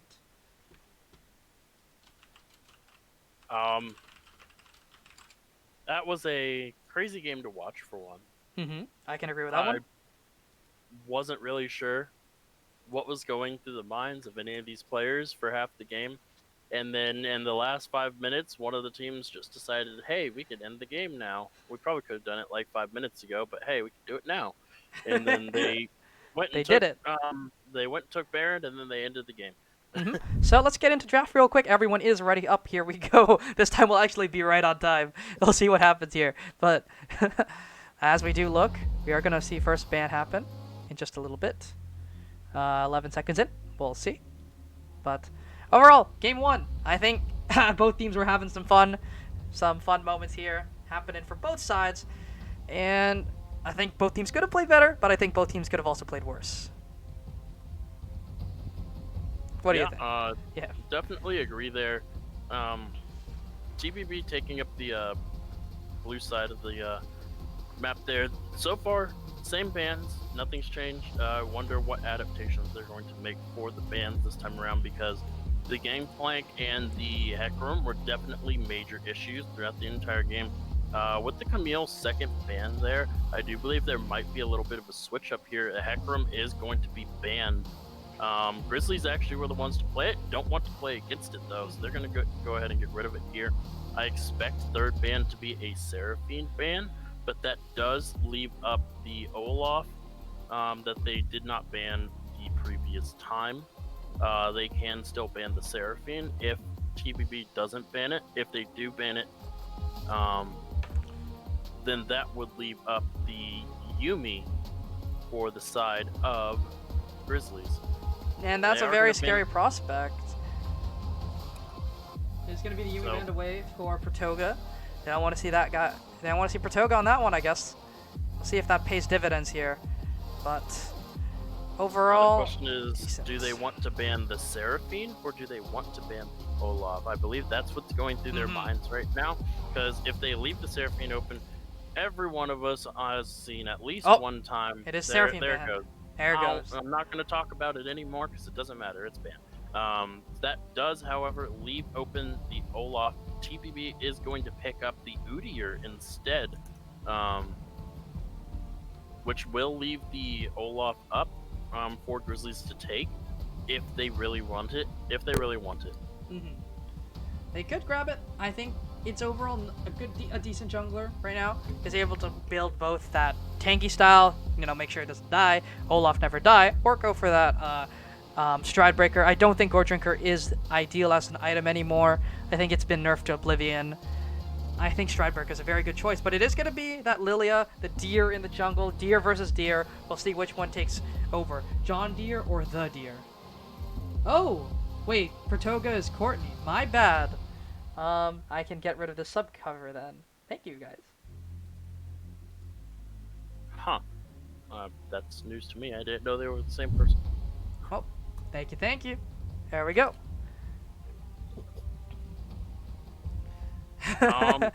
We have been so- under the wrong assumption.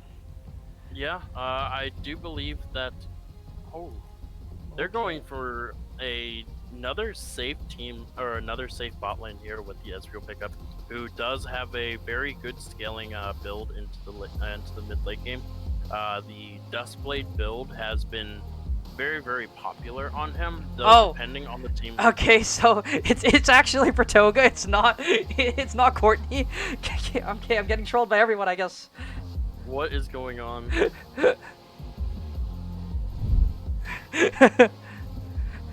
Okay, I'm actually getting trolled, but whatever.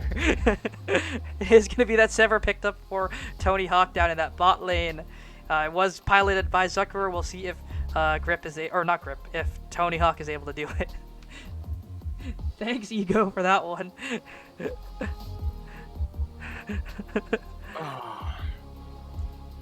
All right, let's try refocus back. Let's try and rein it back in. Let's see what we have here. So it's gonna be that Cho'Gath up in that top lane, most likely. It could go mid, but it's gonna be going for IMSO. So we'll see how this goes for him. He's gonna look to feast on a little deer, feast on the Ezreal. We'll see if he's able to. We'll see if it is gonna be punished with the top lane pick here. Cho'Gath is one of those champions that is rather difficult to punish. That's a pick that can punish it. Never mind, I take it back. Take everything back. I was going to say it is one of those champions that that is difficult to punish, unless you go a champion like Aurelia. That is known for punishing champions. That is known for punishing your every misstep. I would finish the name if it wasn't TOS. I would. I really would.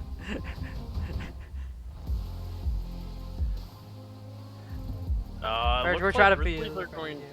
But is Zera? No. If I remember correctly, yeah, TBP did play the Zera to rather deadly effect in that first game. Did not get them to win, unfortunately, but Morgana is going to be the response takeaway there. Looks like they're just trading bans here from the previous game. No Xerath, no Morgana, no supports for anyone. We'll see what is picked up for both of them here.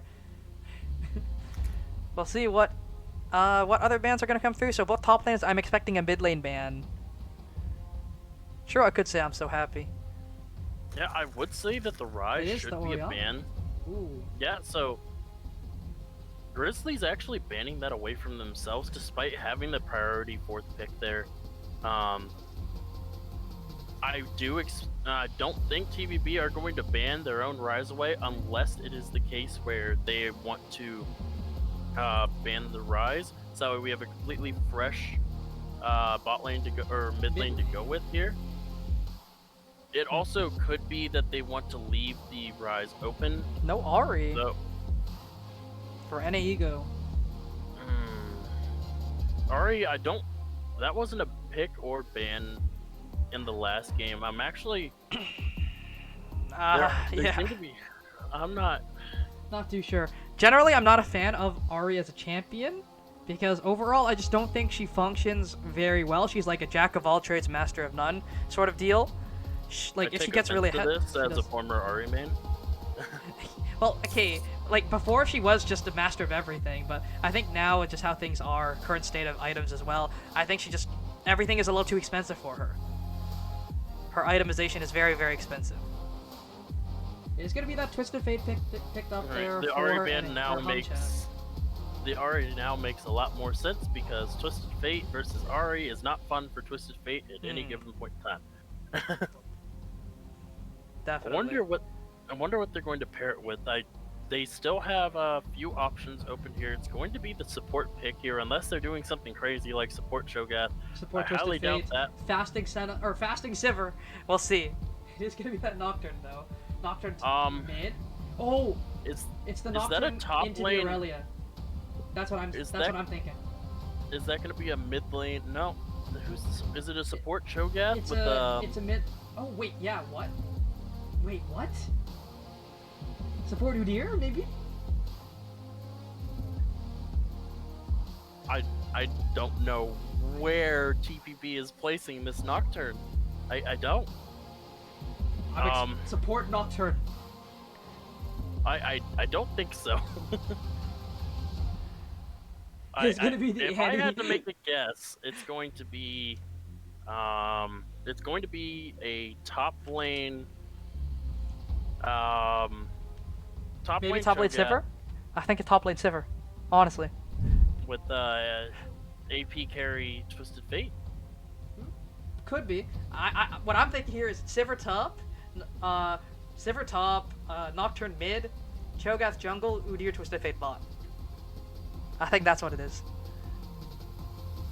Well, I guess we'll just have to see because right now Grizzlies comp once again very very straightforward. You have the Ezreal Thresh.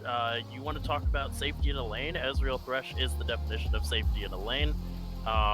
You have the other four-legged jungler, the Lilia, replacing Hecarim as the four-legged go fast jungler for this game. Annie is a staple pick. Not a great champion by any means, but also definitely not a bad champion by any means. And this is the champion that you want to play if you're learning mid lane. Annie is that champion. She has a bit of everything in her kit. She has shielding, she has CC, she has burst, she has sustain. Everything. Annie is, I think, like Ahri, a jack of all trades, but I think Annie just has better ratios. But also has less skill expression. Alright, so is the Cho'Gath top? We know the Cho'Gath is going top against the Aurelia. I would have rather had like the good matchup up in the top lane to put that Nocturne there, because Aurelia is not allowed to play the game if that's a Nocturne. Wait, is it a Sivir Twisted Fate bot lane? It is. I don't think if I'm not mistaken, Hung Chad and Bad Papa swapped roles, right? Yes. If I'm not mistaken, all of them swapped roles. Actually, all of them swapped roles. It's starting to feel like Bad Papa doesn't know how to play actual supports and is playing mid laners in the support role. Could be it. Could be it. We'll see. Very, very interesting though. Was not expecting this if I'm being honest, but we'll see what's gonna happen here. I do think that the Grizzlies once again have a very synergistic comp in comparison to the to Team Bad Papas, but we'll see if they are able to pull it out. They almost did last game. They just made a couple mistakes, couple oversteps, couple overextensions, which cost them. Couple of wasted flashes. A couple of wasted flashes from both sides. Couple of them, but we'll see. We'll see if it's enough. We'll see if holding their flashes will be enough to save the game this time. I'm very interested to see how this bot lane is going to go, because once again they have the massive range advantage on the Ezreal Thresh. But I have never in my life, in my 10 plus years of play, have seen a support Twisted Fate. I've seen AD carry Twisted Fate. I've seen AP carry Twisted Fate in the bot lane. I've never seen a support Twisted Fate before. Wait, I have a theory for you. What if it's fasting Sivir with Twisted Fate AP carry? Fasting, okay. Fasting Sivir. I think it's really good, honestly. I'm just trying to craft some theories here. It's a crazy bot lane. I mean, I'm just gonna try and think of something funny, but the Nocturne mid actually could work into that Annie pick, honestly. But I would have preferred it up against that, up against the Aurelia, because Aurelia does not get to play the game if there's a Nocturne there, no matter what she does. Because Aurelia counters a lot of champions, but Nocturne is one of her biggest counters as well. Yeah, I definitely agree with that, just because he has a lot of ways to disengage and hard engage on the Aurelia. I would normally agree with you, but I do believe that because the Aurelia has a Lilia backing up, putting the Nocturne top lane might be a bit of a poor decision, because adding a Lilia on top of the already high amount of auto attack damage, especially once she gets her stack fully stacked, does not spell a fun time for the Nocturne, whereas Nocturne can kind of just avoid the Annie's CC with his spell shield and just kind of walk away, and if Lilia shows up, he can just dodge out of that as well. That's true as well. I do think overall it's a decent pick. Like, Nocturne as a solo laner, I think functions more as a cheese pick rather than a functional laner, because he does have some mana issues. I think the way you play that Nocturne is to more so just you push waves very well because you have a lot of clear, and then you look to roam with your ultimate.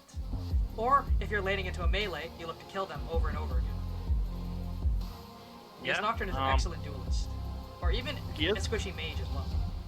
He is an excellent duelist, but if he burns his spell shield at the wrong time, like say he just wants to absorb the Annie damage and he doesn't save it for the stun, this could go very, very sideways for Nocturne very, very quickly. And once again, Annie has one of the highest auto attack ranges in the game.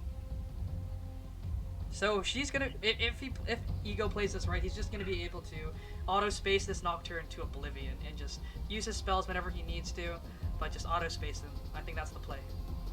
Just don't die to the Nocturne and the Nocturne falls off. Not only that, but Annie has, as I said earlier, the self-sustain built into her kit. Every time she executes a minion with her Q, it refunds all of the mana that was spent on that Q, meaning she can stay in lane forever, as long as she can last hit, which is, and this elo should not be very hard. I mean, especially when you have a spell that does it for you, I don't think it's that difficult. But overall, comps are looking interesting. I like the Grizzlies comp more as a player, but we might be able to see Team Bad Papas make this work. We've seen them almost make last comp work, right? They had a really weird comp last time. We'll see if they're able to make this one work, but I think this one's a little bit weirder than last time. I do definitely agree. However, the side of Team Bad Papa definitely have the edge as far as damage and disengage goes. Whereas, because the comp that the side of, or no, I got them backwards. Grizzlies definitely has way more damage on their side. Really, the main damage dealers is your Nocturne and your Sivir, unless this is a fasting. I believe we have to go on break. Yep. So yeah, the fasting Sivir. So we're gonna cut to a quick break here. Everyone, use /multi if you do want to keep up with the other brackets tonight. So I'll see you guys back in just a little bit. Take care, everyone. Game number 2 is just gonna start.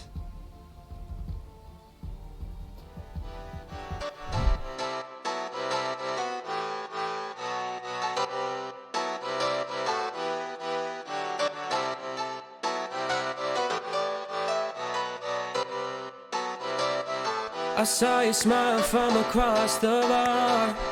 Yeah, she was pretty and so close but so far. She flipped her hair and I thought this can't be true. How does a man like me get someone like you? And then she looked at me and I was confused. Everyone here can't be the one that she'll choose. And I looked back and saw the spark in her eyes. This can't be real, my head's telling me lies. Just like that, you're coming closer to me. Come shake me, grab me, so I wake up from this dream. I can't breathe, come at me. I don't know if I can speak. Then she said, come with me and let's be free.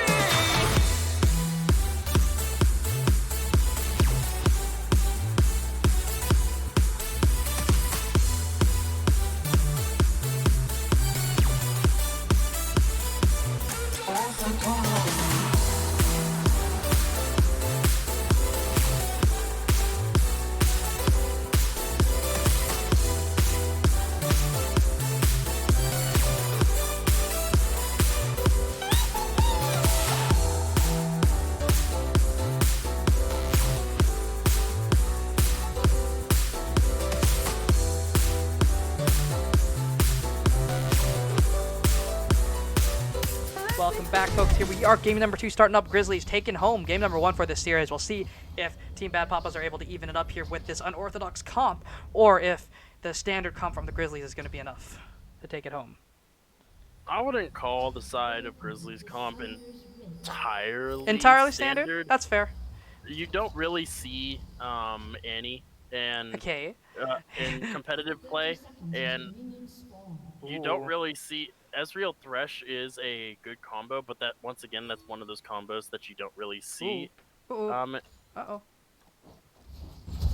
Flash burn? Oh. That's a lot of damage, though, and the flash burned as well. So that shenanigan did pay off. No flash gold card from the TF for a while now. Yeah, I actually would have been a little peeved if I saw that he had Hex Flash on cooldown. I'd be wondering a few things. I think it could have been pretty fun. It looks like Aurelia wants to cheese this Cho'Gath here in the top side of the map. We'll see if it pays off here. She definitely does have that damage to back her up. And she has the Conqueror, which is better for longer engagements, and it's decent level 1 if you are able to stack it up. No, it looks like she's just gonna walk back to her side. Oh, no, the CS! That ego, no! So he missed one. There we go. There we go. Oh, okay, the trading. Electrocute already proc, that's a decent amount of damage. Level 1 as well. It's very easy to proc electrocute. Another reason why she's one of the easiest champions to learn mid lane on, because Auto she Q is auto. very easy to proc. Yeah. It's very fun and interactive. Okay, the gold card doing a lot, but it was mostly Tony Hawk doing a lot of damage there. Spell shield level 2, taken from Nocturne, blocking that stun. Okay, Zaxxer, you need to be walking up more and dealing more damage, but it is going to be some decent damage onto Hung Chad.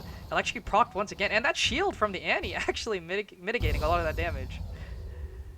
I actually don't really know how this matchup goes in the mid lane. I don't think I've ever seen Nocturne versus Annie before. I don't think anyone's ever seen that one, if I'm being real. If anybody in the chat has experience with that, That specific matchup? please. Okay, the Lawless is going to land, and IMSO is stuck in a bad position, but the Q is not going to reset because of that beautiful rupture. Yeah, well, I do know how this matchup goes. The top lane, it is Aurelia favored for that exact reason, though the sustain on Cho'Gath is quite ridiculous because of his passive. Once Aurelia gets Bork, it doesn't really make that much of a difference. But the Q, or the Flawless Duet is going to go wide, unfortunately. Going to dodge that rupture, going to do a lot of damage with that Defiant Dance. And because the stun missed there, it means that the reset on Aurelia's Q does not go off. Oh, So- Pennywise is going to get caught out by Grip. A lot of damage coming out here, and Pennywise is already chunked, but NA Ego is in the back pocket. That shield going to help, and it's that Swirl Seed going to do some decent tick damage. Not going to do that much in the early game, but as she specs up items, it's going to do a lot. Yeah, and look where the Nocturne is. He's stuck under his own Hook! turret. Bad Papa is going to get stuck up the Flash, or not the Flash, the Flay is going to do a lot, and the Ignite might be enough, and it is going to be Thresh picking up that kill. That happened very, very quickly. I'm not Yep. sure what Bad Papa was doing. He wanted to walking gold so card, far up. but walked up past a minion by accident, and he... Oh! Flash forward from Grip! Why? Oh! Pratoga! Oh! The He hook, dodged everything out is of going both wide! of those. Here he comes, he's going, he has the autos, and here comes the Watch Out Eep! And this is going to be the deer taking first kill over the other deer. Nice! Well, this game's going a lot different than the first one did. Uh-huh. Already we're up to a 1,500 Oh, okay. gold lead. Hung Chat going for the plate. And it's going to take a lot of damage in return. Oh. And Pennywise is in the wings. Okay. Another flash burn. Oh my god, everyone is just burning flashes left, right, and center. This is a very interesting one. And it's very, very bloody. 2 kills already in 4 minutes, almost 5. Okay. Freeze. Let's see if we can. Let's see if we can calm down with these flashes here for just a little bit, guys. Oh, Pratoga. Pratoga, Okay. Please don't. Oh, okay. I thought he was about to flash Q. Somebody. Flash I was like, Flay. don't do that in that- Just Flash Flay. But don't even do in that that. Minion Don't wave, do please. that. And it's just going to be some decent trading here from everyone. Other than the fact that they already all have a 1.2k gold lead in 6 or 5.5 minutes. That's Yeah, not. but once again, we are seeing the separation between CSing on certain champions here. The Sivir is going head to back, so is going to lose out. Is going to fall behind in CS because Oh, that was it's a massive 3-man advantage. roam onto Hung Chad, and he's gonna get flayed. He's gonna get not hooked up. The spell shield is gonna keep him alive, but the stun from the Annie is enough, and Pennywise gonna claim that one with that Q, with that swirling. Oh, here comes the swirl speed onto Bad Papa, and he's gonna be slowed. And Flash from Pratoga, Is he going to be able to land it? Watch out, Eep is going to land. He's not actually going to land that center hit because of the fillet from Pratoga, and Pratoga is going to claim that one as well. 2 kills for that Thresh down in the bot lane. I give up. I don't know how to analyze this game anymore. This is a very interesting one. Okay, Aurelia, go in. This is a nice wave. This is a juicy wave. Go in. Go, go, go. Aurelia, okay. use your flash. Looking for it. Okay, the flawless duet and the Cho'Gath is tanking as well. Here comes the Vanguard's edge. The Rupture's going to land as well. And a lot of damage, but she does not have that Vamp Scepter, so she's not going to be able to lifesteal her way out of this one. But the Cho'Gath is going to flash. Flash forward from everyone, and it's going to be a kill for Zaxxer. Alright, does everybody Oh have no, their Hung flash? Chad! Hung Chad, no!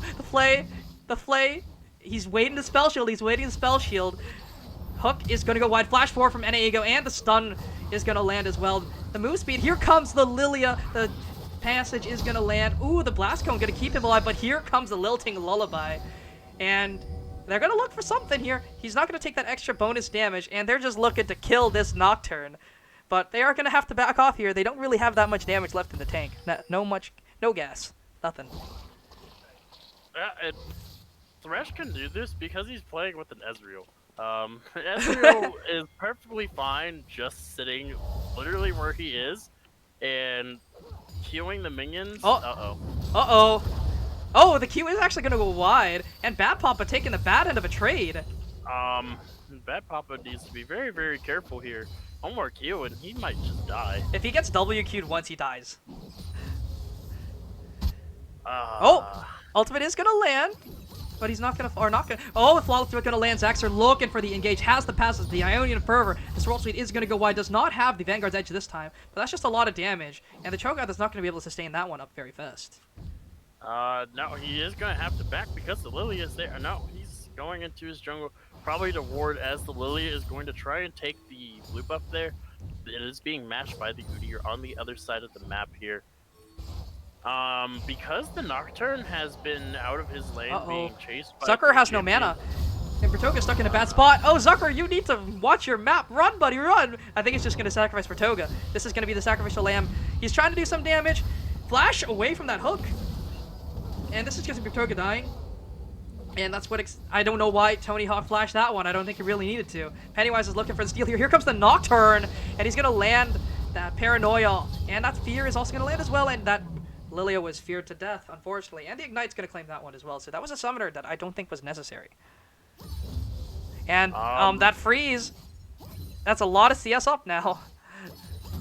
Oh, Vanguard's Edge going to land, and he has no Feast, and this is just going to be, I'm so fallen down. He's going to take a lot of damage, and the Aurelia is just going to walk past him, and it doesn't even matter. Oh, okay. Yeah. Wait, he spell shielded the electrocute. He just didn't do anything. Okay. Eventually, I'll get a chance to actually talk about this game. No, Thresh? We got another fight about to be going on here. Hook gonna land onto Tony Hawk because he wasted the spell shield. E4 from the Ezreal is gonna mean a lot of damage is gonna go through, and this is just Tony Hawk falling. And the gold card is going to land onto the Thresh, and Bad Papa's going to be able to walk out of this one. And the bear is actually going to be spell shielded, but it doesn't matter because Tibbers does a lot. But here comes Grip, and Swirl Seed is going to land. Here comes the Lily. Here comes the better deer, the superior deer. And Tibbers is going to fall, so it's not going to be a kill on Hung Chad. The superior deer, huh? Oh, flash forward! Is he going to fall? Is the Dream Dust going to be enough? It is not enough. It is barely not enough. Oh, here it comes. Here comes the Destiny. And NAEGO has met his fate. He falls, but here comes the teleport from the Aurelia, but she does not have the Vanguard's Edge. She's going to TP. Going to look for something. Here comes the Flawless Duet. She's going to look, stunned up, but the Defiant Dance is going to keep herself from getting CC'd up. And the Thresh is here. Everyone is here. Everyone is joining this fight. But a lot of summoners burned. And not much coming of every single one of them. Okay. I don't see any flashes besides Pennywise that was burned. There was a TP from Zaxxer that was burned as well. Destiny was burned, and Exhaust was burned from Bad Papa. Okay. Alright, I think I might need just a personal timer on how long it takes before people use their flashes once they come back up. Oh, here comes Pennywise! He's gonna land the Q, and the Rupture's not gonna go. The Lilting Lullaby is enough, and here comes the Watch Out Eve. 191 damage is going to be enough. Here comes Zaxxer, Conqueror stacked, and that's just going to be a kill for the Aurelia up in the top side. 3-0 and 30 CS up. Yeah, and despite the what I would say is an even matchup in the mid lane, the Annie is up almost about 30 CS as well. The only places where it's even is the bot lane. The jungle has an advantage for the Udyr, but that is offset by the 2 kills that the deer has Yep, so that far. Bambi has. Bambi a little bit stronger right now. It's a lot of damage onto Tony Hawk from that 1 Q from the Ezreal. He is very, very strong with that Sheen, with that Caulfield's Hammer, and the Lucidity Boots. A lot of CDR, a lot of ability haste. But they are going to lose a lot of plates because of the Thresh just constantly roaming. Yeah, I do believe that those 2 items. Does that mean he's still going for Duskblade, or is he going? He's for going for Essence Thunder? Reaver. Essence Reaver first. Essence Reaver. Mhm. I'm trolling. Essence Reaver, and then Duskblade. Duskblade. Right? Oh, he spell shielded too late and still ate the damage from the Annie. Oh, here she comes. Flash Ward from Bad Puppy's gonna stun a minion. Flash away from the Annie. He's fleed. He's scared. But here comes Tibbers doing a lot of work. The Ignite is gonna do some. Oh, but the Twist of Fate almost claiming that one. But maybe if he didn't Flash Q or Flash Gold card a minion, that could have worked. Alright, we're back up to 1 dragon apiece. Difference this time is the gold is not entirely even.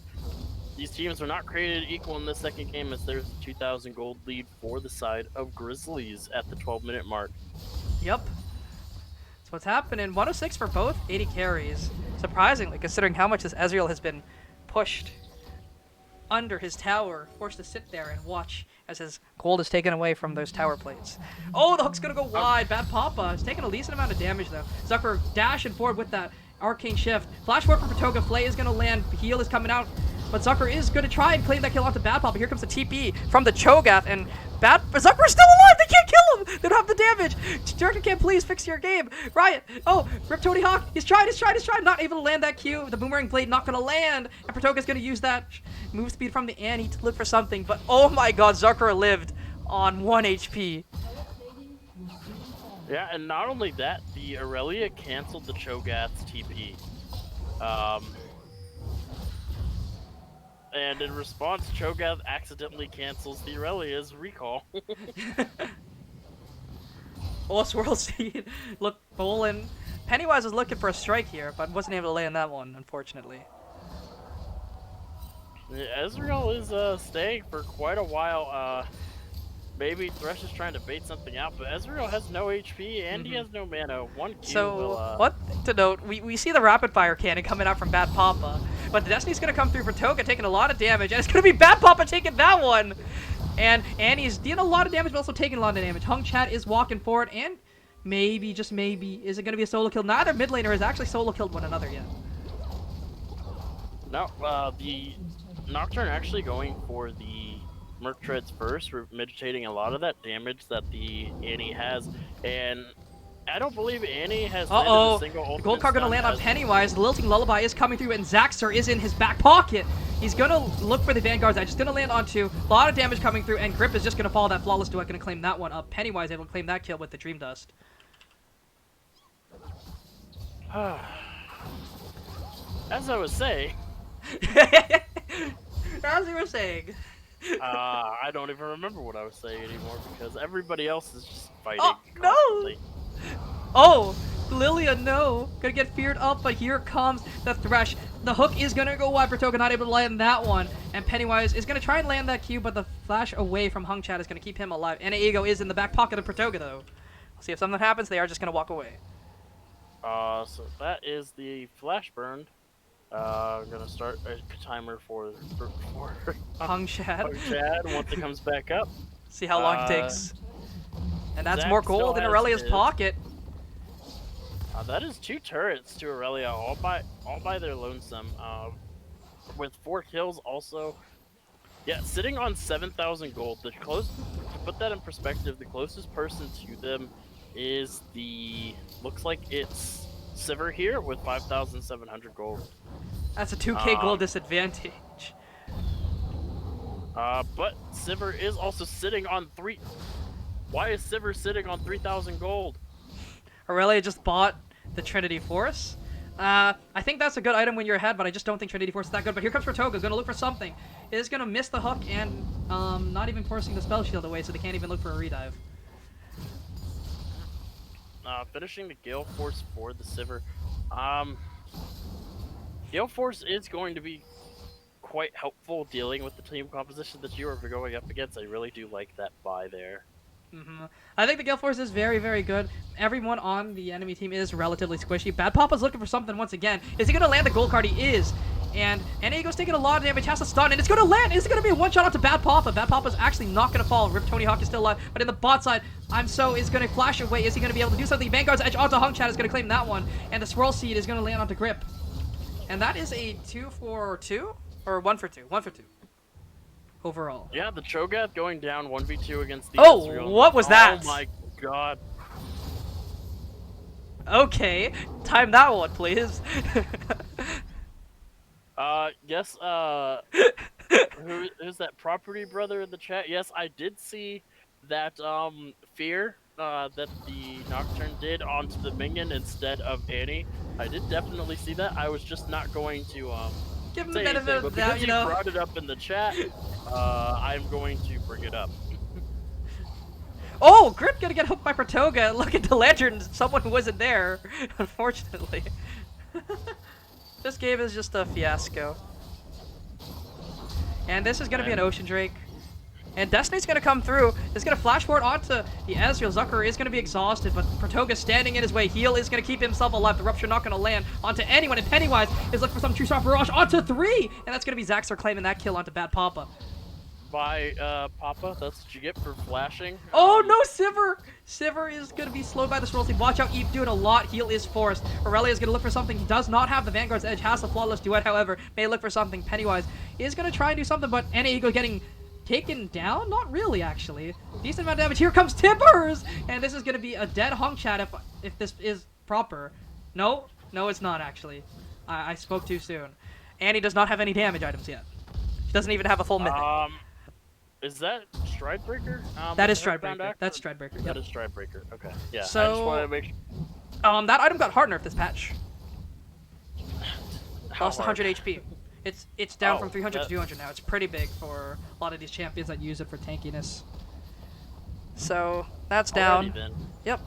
I would personally would have gone Prowler's Claw here as the Nocturne. You're looking at one shot. I don't think Prowler's Claw would be the answer here, just because of how far ahead this Aurelia is. Yeah, Prowler's that's Claw true is as not gonna well. do anything. I would have just gone Gore Drinker then. Like it gives you more HP. Stridebreaker isn't very good anymore. Yeah, I think Gore Drinker into Sterax into maybe a Death Stance to try and fight this Aurelia here would probably have been the way to go. Stridebreaker is going to be helpful to catch onto this Ezreal and Annie, but Ezreal and Annie aren't the problem. It is the 6-0 Aurelia that is 80 CS kind up. of one-shotting everybody. She's able to 1v3 pretty comfortably at this point because she is so far ahead. 30 CS above the closest enemy team member, which is that Sivir at 153. So this Aurelia is a monster. Look at that. They have 4 people Oh, down here. They are oh, going to here go it comes. hard in And on Vanguard's Edge onto 4. Bad Papa is going to be stunned up here. A lot of damage. Vanguard's Edge, she's going to be able to do it. She's able to get 2. She's able to get 3. She is not able to get 4, however. Triple kill for the Aurelia. Is that TF Blade I'm seeing here? That was a 1v4, and she killed 3 of them. And that's going to be a Baron. Annie is soloing it with Timbers. Fudge. That was a weird snort coming out of my nose, and Pennywise is looking for something. Aurelia is very fearless, yes. They do have to be very, very careful, because in full-on teamfights, if Aurelia is not there, if Aurelia is there, this game is very, very even. 9 of your 16 kills are on this Aurelia. Yep. So That is going to be a Baron over for Pennywise, and I'm so caught out in a bad spot. Going to get Blast Cone to the wrong side of the world, and the Swirl Seed is going to land. Bad Papa's looking for something. That Rapid Fire Cannon going to land on Pratoga, but Pratoga's not who you want to start, and the hook going to land onto Grip, and that is a beautiful, beautiful play onto 2 of them, and that is going to be a dead Grip. Is it going to be enough? No, it is not. Grip is going to live because he is Udyr and doing Udyr things. Oh, Pratoga! Not going to land that flash hook, and he might be caught out here. Wait, Hongchat just spell shielded nothing. Pratoga's going to be able to land that play. Stridebreaker forward, but the lock-in isn't going to be enough stun. No, he's done. And you going to flash the wall. Oh, flash ward from Hongchat, going to miss the Q! And he's going to have to walk away, tail between his legs. And here comes the Rift Herald onto the tier 3. It's a lot of damage. Oh, the Vanguard's Edge just not going to hit anyone. Everyone's whipping their skill shots right now.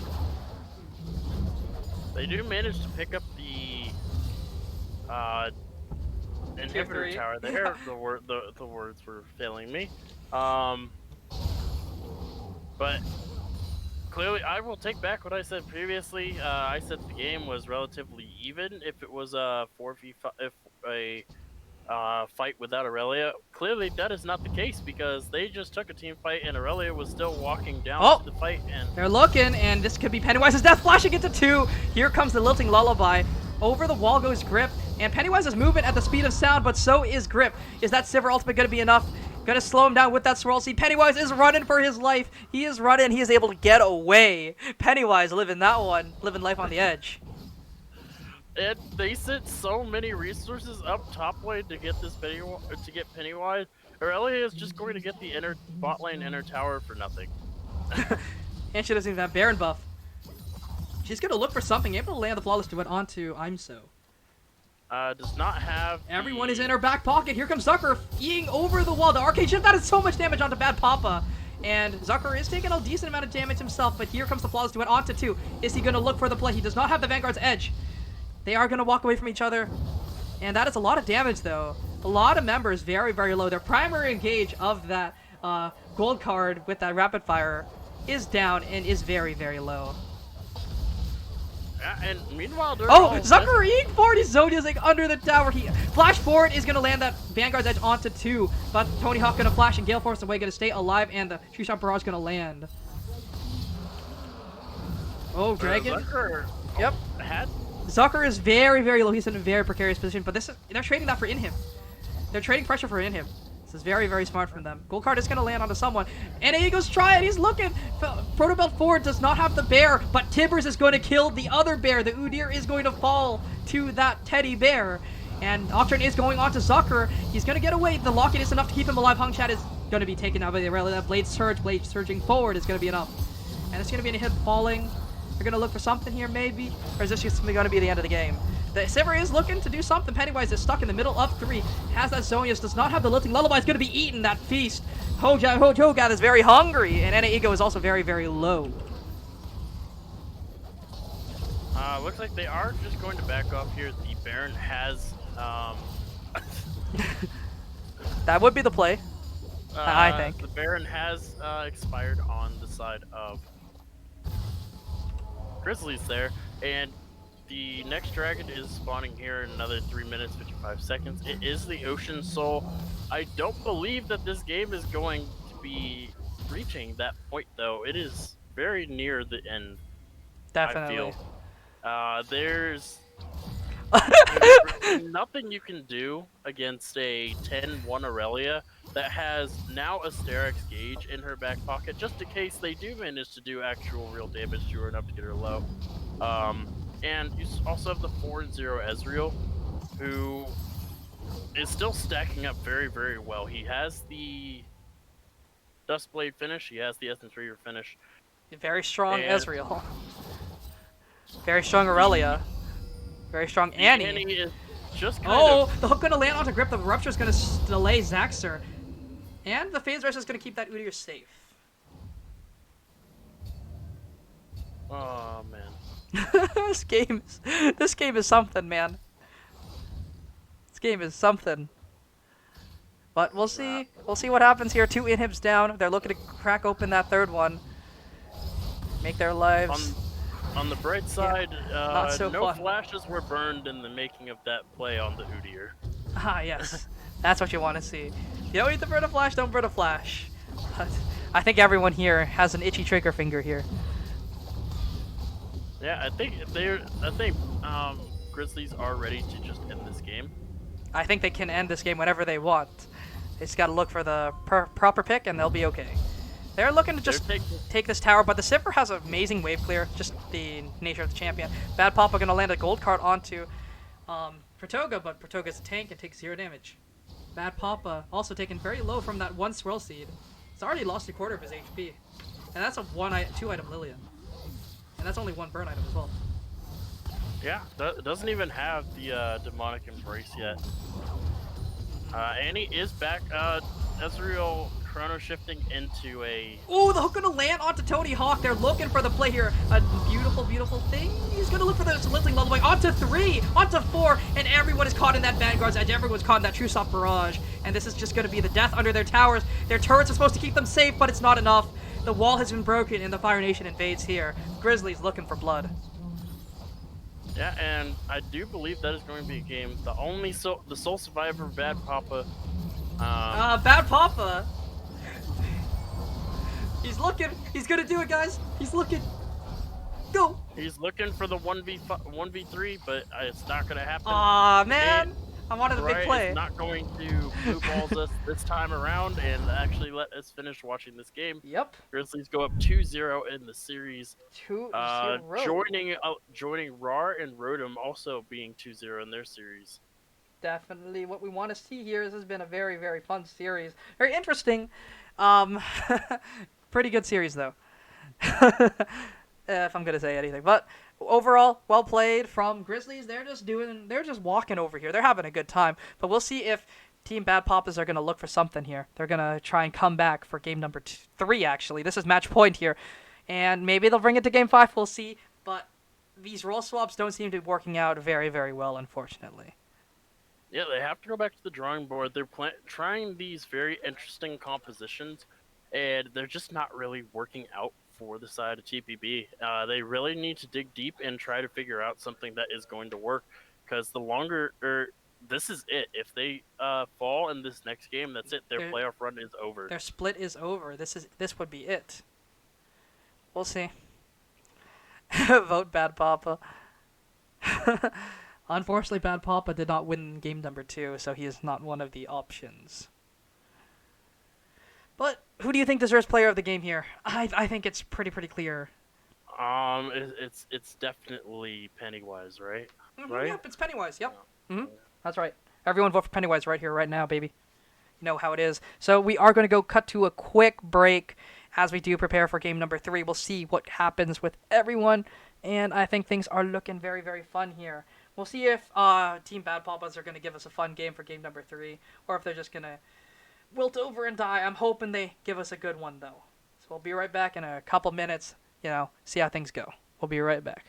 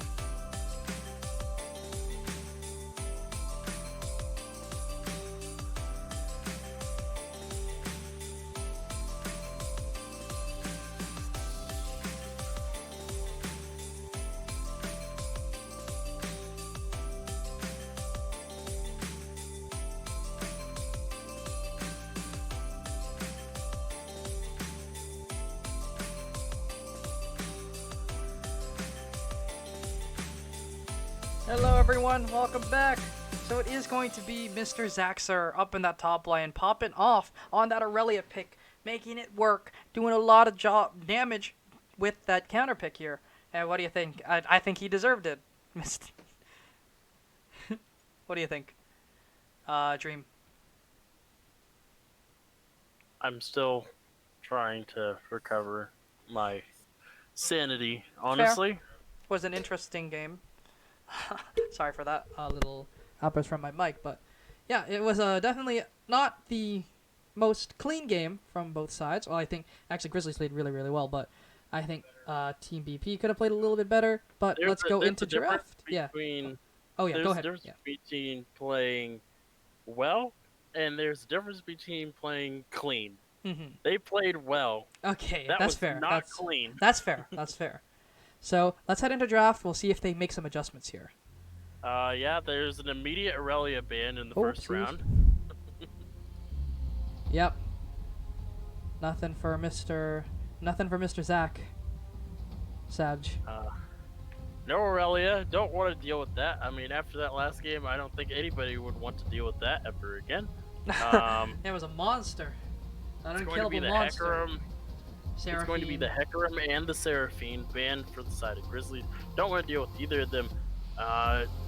Depending on what did they ban last time, the Tristana, they have not banned the Tristana yet. I wonder if they leave that open and for something else. They potentially could. Maybe look to pick it themselves if it's not first picked by TBP.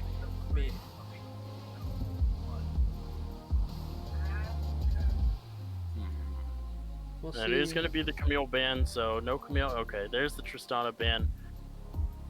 I wonder what's going to be first picked here. Last time it was the Udyr was the first pick. Did not pan out very well for the side of TBP. I think they picked Udyr both games now, correct? What was that? I think they've picked Udyr both games. No, they had Hecarim game 1. No, the TPB. I'm pretty sure Pennywise was on Hecarim game 1. Yeah, they did have. They've had Udyr every game, 100% presence. Yep, going with the Ashe as the first pick here. That Ashe did really well. Unfortunately, wasn't able to pull out the victory in the end for their team. But that Ashe at one point was 5-0 in the game. It also was not a first pick, and it was still a blind pick. So I think they're fine, perfectly fine picking this right now. I do expect a strong counter to come out of it. There's the Sivir.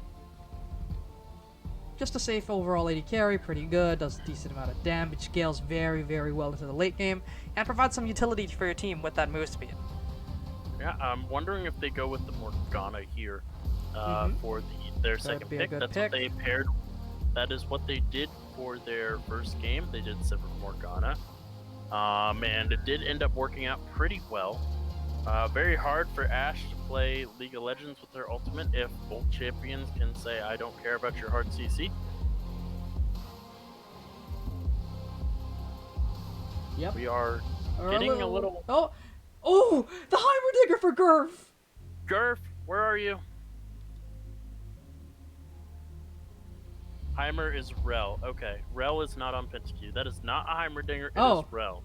Oh, Sag. So it is going to be that Rel, oh, interesting. Is Rel really not on Pentakill? Huh? That's pretty funny. Gurf was baited! Gurf has been baited!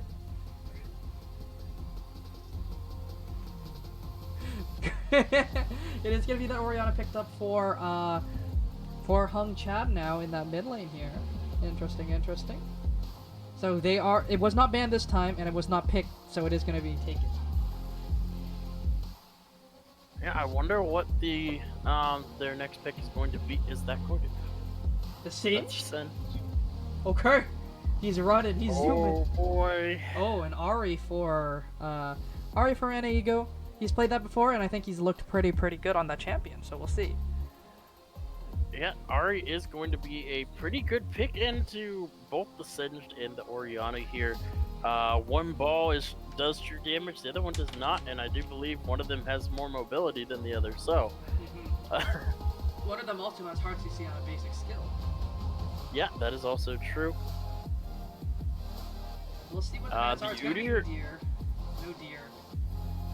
No Udyrs in this game, so we're going to see the jungler on a brand new Oh, No, no, never Xerath. mind. They go ahead and they don't want to deal with Ashe Xerath ever again. Clearly.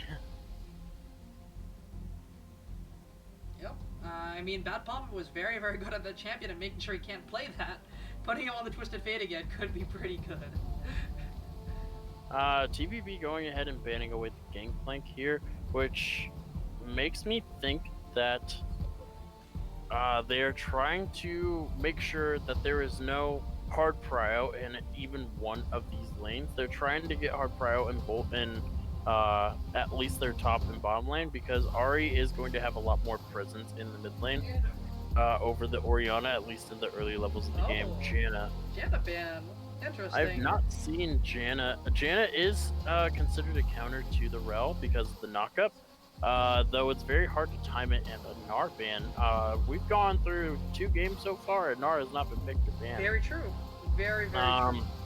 But there is a champion that is not banned, that was not banned, that is currently up.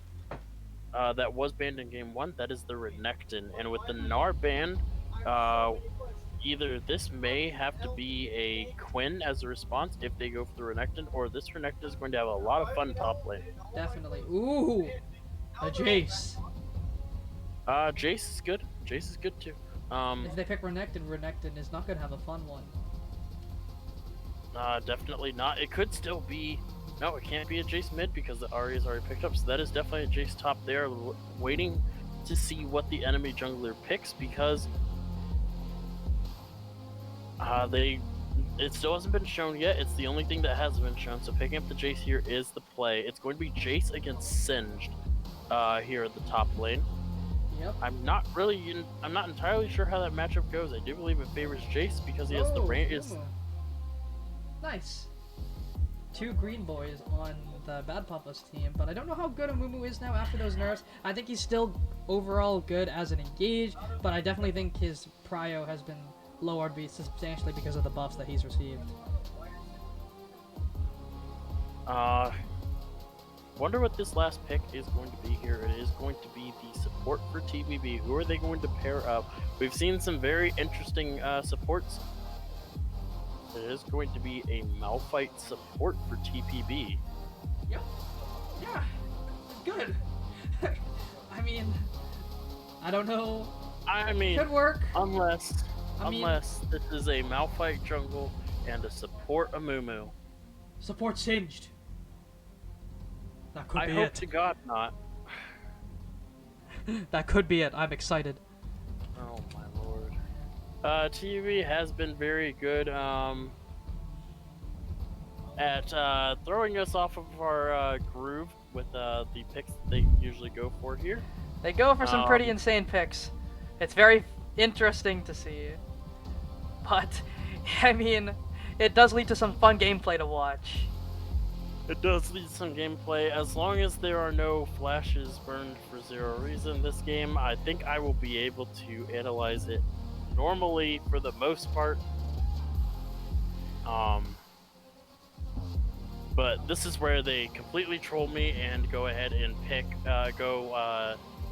4 or 5 teleport ignites with the jungler going smite, and no flashes for either team. Pretty good, honestly. I think that's a good plan. I think I might actually just let you solo cast at that point.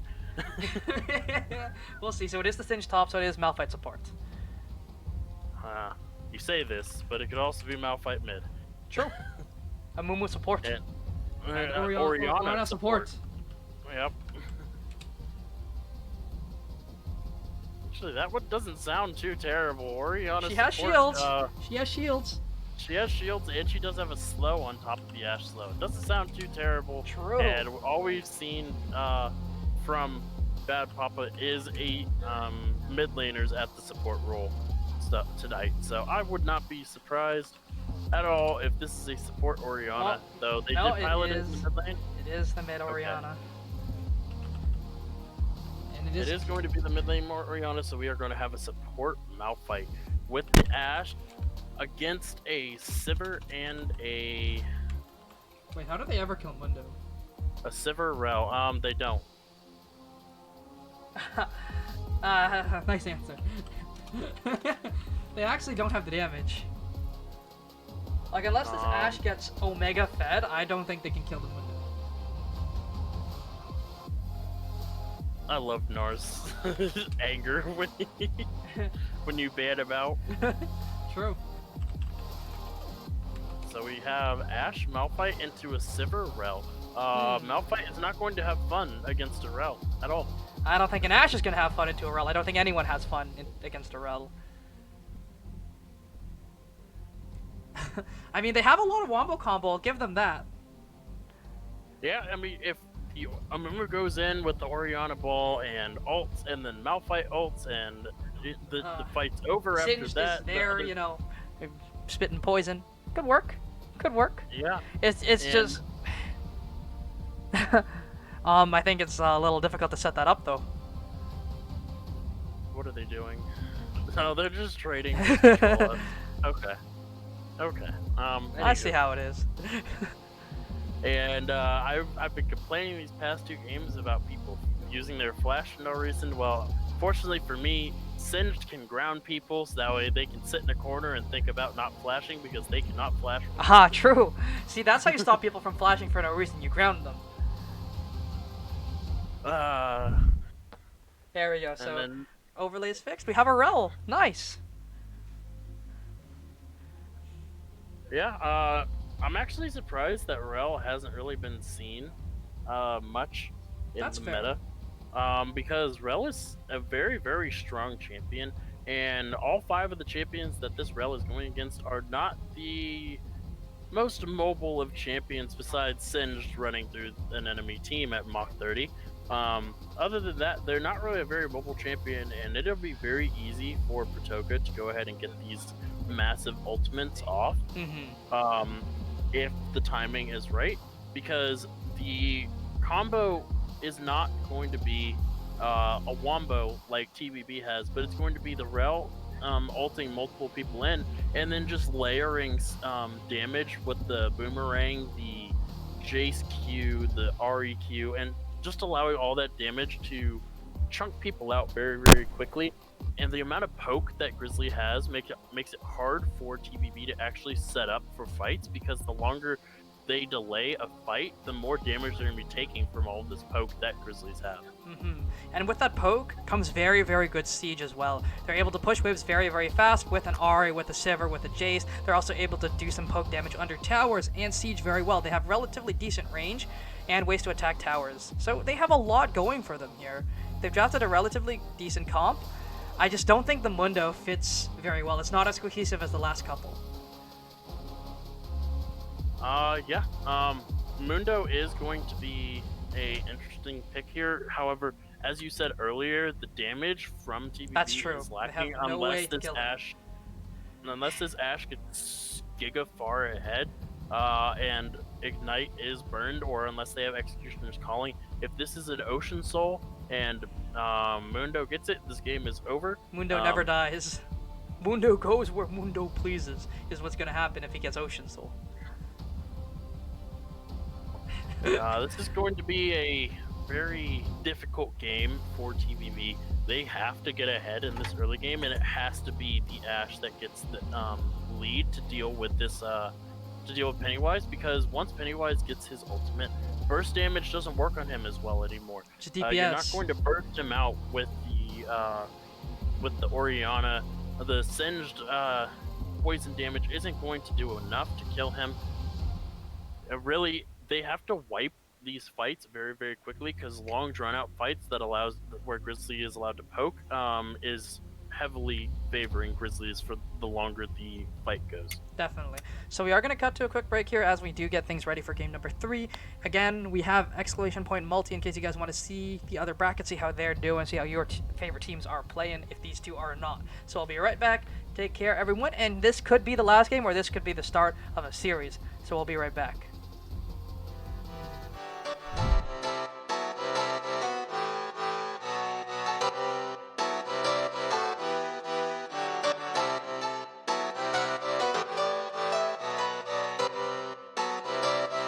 I saw you smile from across the bar. Yeah, she was pretty and so close but so far. She flipped her hair and I thought this can't be true. How does a man like me get someone like you? And then she looked at me and I was confused. Everyone here can't be the one that she'll choose. And I looked back and saw the spark in her eyes. This can't be real, my head's telling me lies. Just like them, you're coming closer to me. Come shake me, grab me, so I wake up from this dream. I can't breathe, come at me. I don't know if I can speak. Then she said, come with me and let's be free.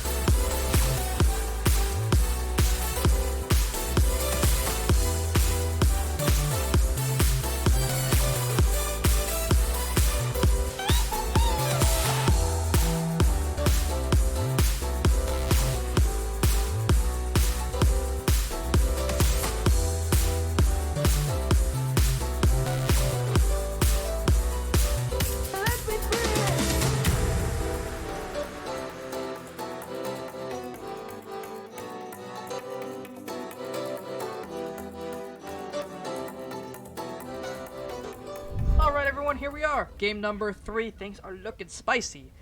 And we'll see who takes it home here. Is TBB going to be able to take it back here? Or is it just going to be game over? And our Grizzlies going to take home this series? We'll see. We'll see. Alright. Malphite is going to be a little bit late to the game here. And he also has the Spell Thief's Edge. Interesting. Definitely going to abuse that poke. Wow. Wow. That's actually going to be very, very helpful. This means that the Orianna is going to be able to have a Level 2. will get the level 2 first because wave. of the experience gained. That's not what you want to see as a mid laner. I guess they need every little advantage they can get considering how the past few games have gone. Yeah, just an update for the other games, if you guys are not paying attention to the secondary channel. RAR has 3-0 GM and will be moving on to face MNC next week at 7 p.m. Eastern. So the Moon Crew are going to be taking on Roar. Very interesting. Okay, I like that Rel taunt. It's very funny. You make the horse small. you compress the horse. It's pretty good. But we do see both teams getting ready, starting in the bot side. I'm surprised to see a Mundo starting bot. Don't know how much that blue buff provides to a Mundo, if I'm being real with you. Allows him to throw his cleavers out more often. Ah, yes. Because that's what a Mundo wants. Ooh, some trading coming off from both laners here. Unfortunately, Anti-Ego has not been able to land either of the true damage portions of his Q. Yeah, this bot lane is going to be even, at least for the first level. Wow, they actually hit level 2 at the same exact time. That means that Hung Chad didn't do it fast enough. Was not able to push the wave fast enough.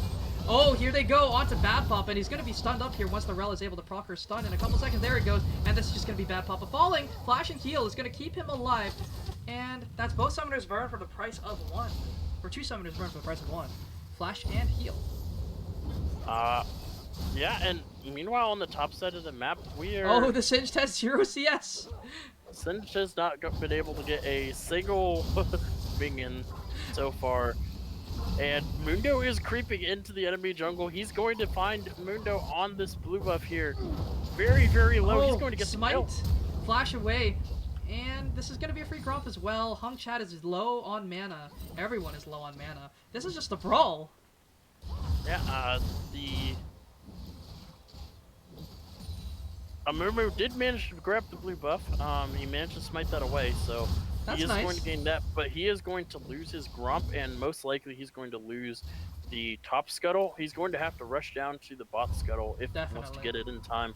The Ahri has no mana and does not have TP, cannot come back to lane in time, so it looks like this should be a free one for Mundo, no, it looks like the bot side is already rotating over for the side of Grizzlies.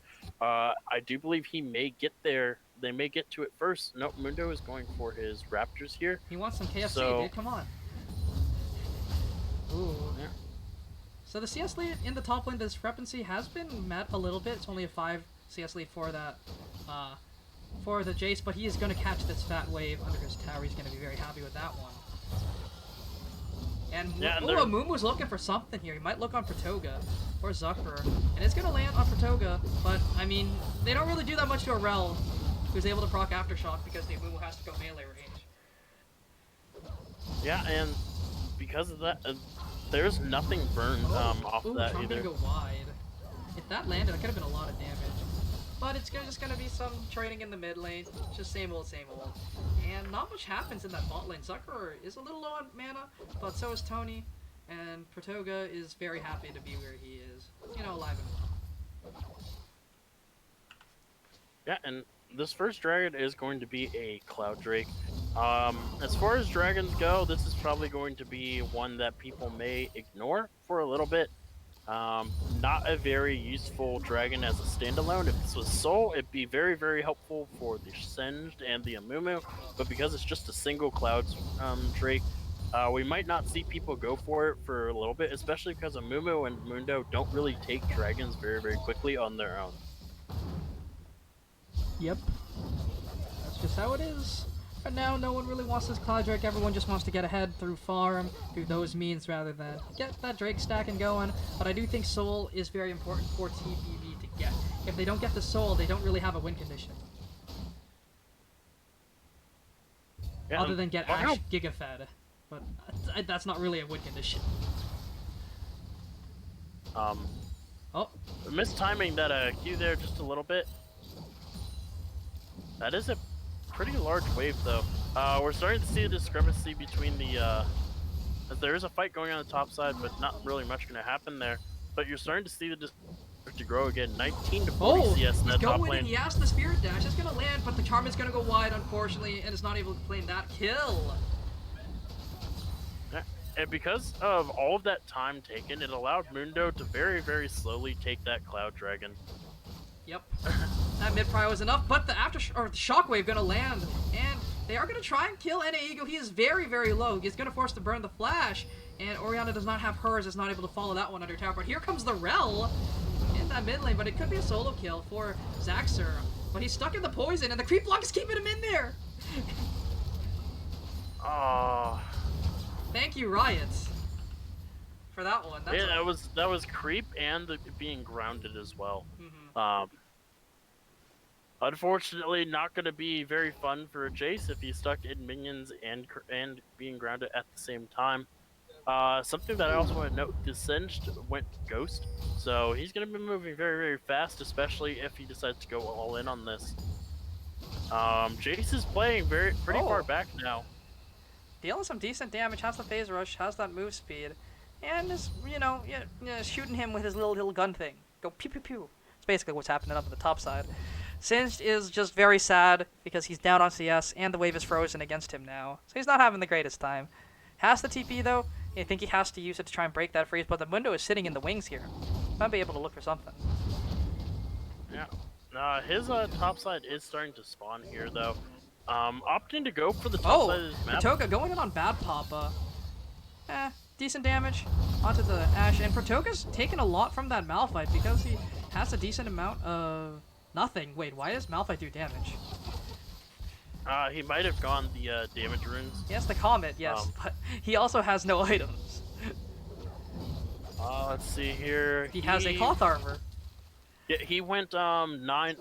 He went for the double 9 ability power. Oh, really? Okay, that's why he does some damage. Yeah, so he has a total of 26 now, along with the spell thieves. So 18 plus the spell thieves as well. So we're just seeing some stuff happening mid lane. Yeah. This game is weird because we are now 8 minutes in, and no kills have been taken on each side. That's apparently, surprising. That is very surprising, but there's also a 1,000 gold lead for the side of Grizzlies, despite nothing really happening. Yep. They might be looking on the window, but they aren't able to do anything, unfortunately, up there in time. And it's just, nothing's happening this game. This is really, really different for what we've seen for most of the series. And I think this is a good change from what happened. TBP have been looking for big plays, especially throughout the past couple games, and unfortunately it's been costing them. So they're sitting back trying to scale up this time, but unfortunately I think they lose the scaling battle here. Yeah, this game is... wait, Imso is getting taken down here. He's looking, he has that move speed though. The ground is going to keep him in one spot, and Jason's not being able to follow that one with a flash. We do see Grip sitting in the wings here. Might be able to look to do something against that Ahri. The Malphite is also there, but he was spotted out by that ward. Good ward. Able to keep him in check. And the Mundo is taking home his blue buff. He's hungry. Or was it given to the Ahri? Yeah, it was given to the Ahri. Never mind. My bad. Was given over to the mid laner. That is what you want to see because the Ahri is a very mana-hungry champion. Bad Papa not going to be stunned up by that Rel, but Rel is very, very slow and on her lonesome. Yeah, I maybe trying to burn some sort of summoner spell there.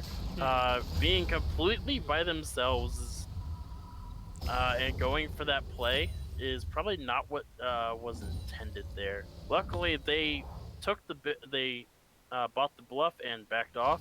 Sin's just trying to freeze. Trying to freeze with 3 minions that are very, very low. But that's first plate for the TBP bot lane. Nice job, guys. Great stuff. Yeah, and because the Ahri has the blue buff now, Orianna cannot really deal or can't really push the wave because Ahri can just spam her abilities. Grip is looking for a lane gank here, looking for something. Has that R flash ready to go. He's not spotted up, and it's gonna land. They are just gonna burst him. Zucker is gonna fall, but it's gonna be going over to Bad Papa, but Pratoga's stuck in a bad spot, and he's just gonna be falling over, and it's both the tanks claiming those kills. Oh, no! He's getting run down by that window, but Hung Chat is sitting in the wings as well. The ground is gonna be enough. It's doing a lot of shockwave.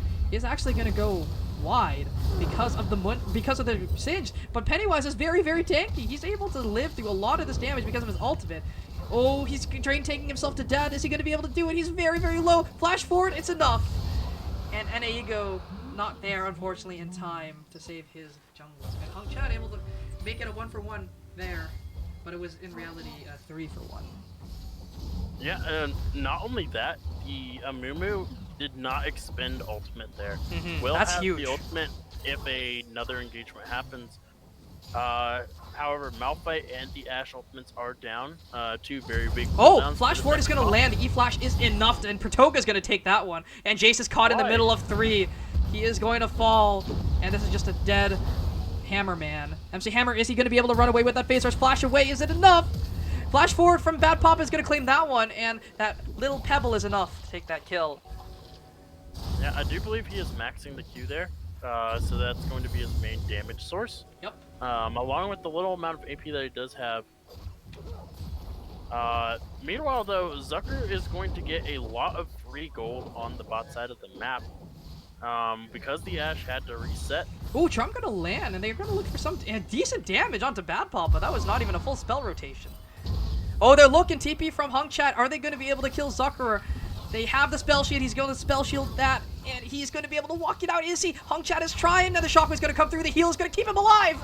And the volley is not going to be enough, and everyone is here. Bad Papa is going to get caught out, stunned up. Here comes NA Ego. Oh, the storm is not enough, and the Mega Storm is not going to do anything. Bad Papa going to ultimate onto NA Ego, and the ultimate from everyone is landing. And that's just going to be a dead Ahri, dead Fox. Zucker is trying to help, but it's not enough. They just didn't land the abilities they needed to.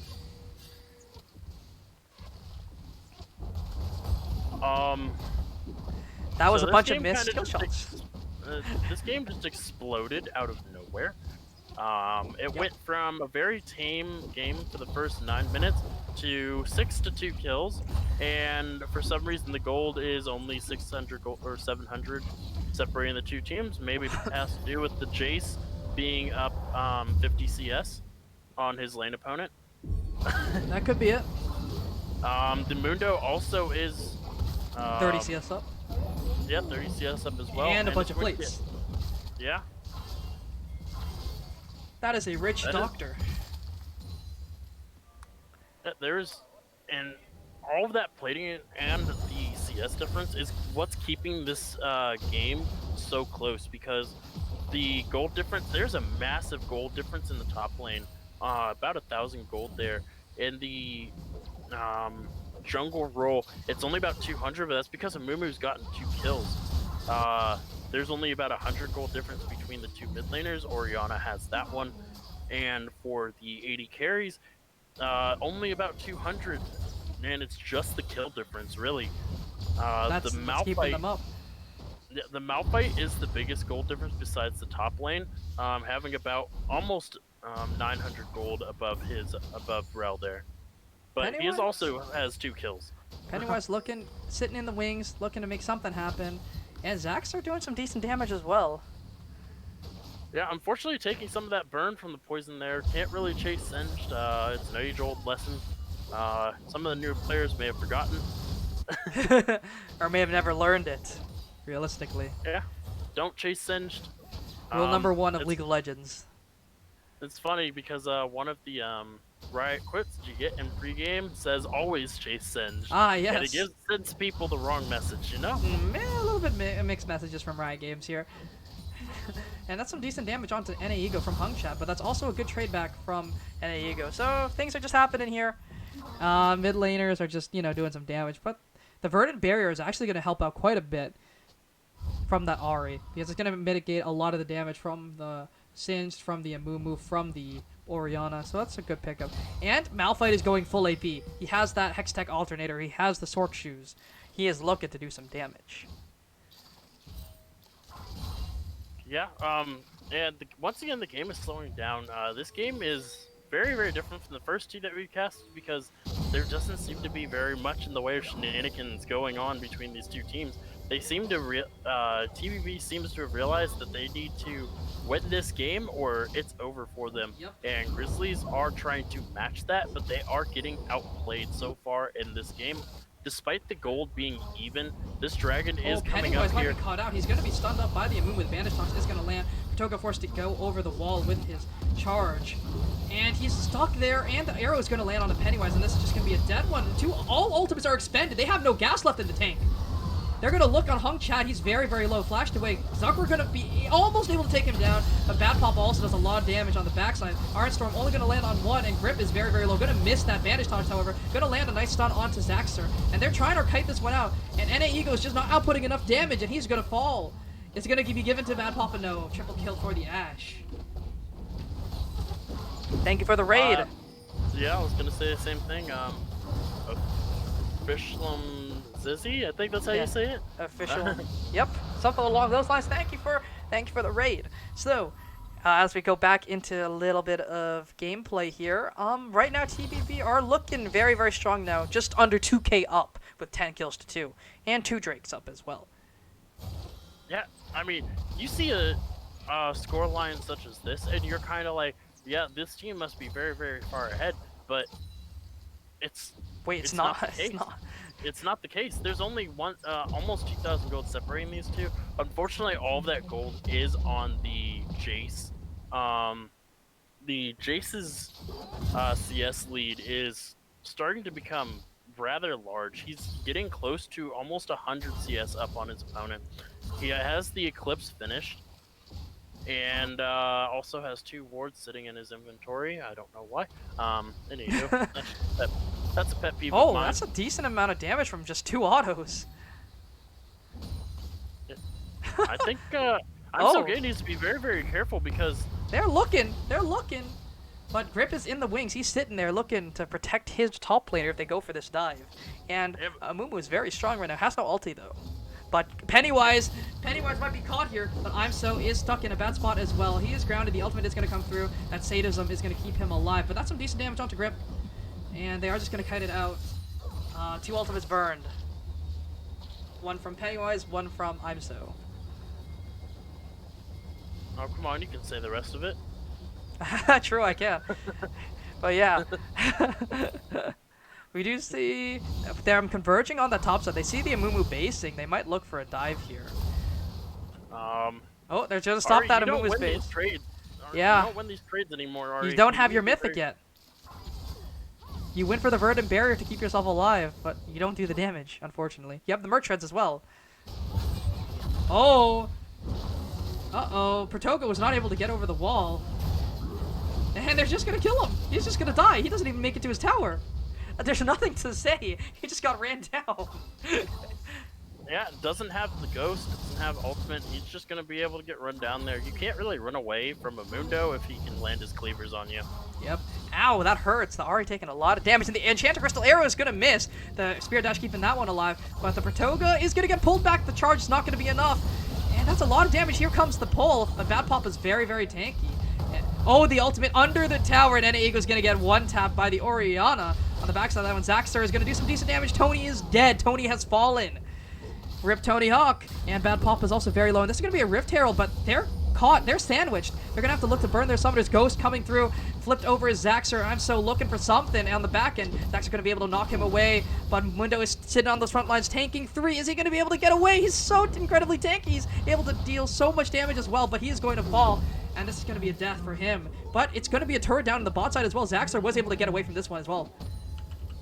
Yeah, and this is the problem that they're running into. They're spending so much resources trying to chase down these kills that on the other side of the map, this Sivir has been just quietly farming the entire game. Only died once. Has about a 20 CS lead on her lane opponent.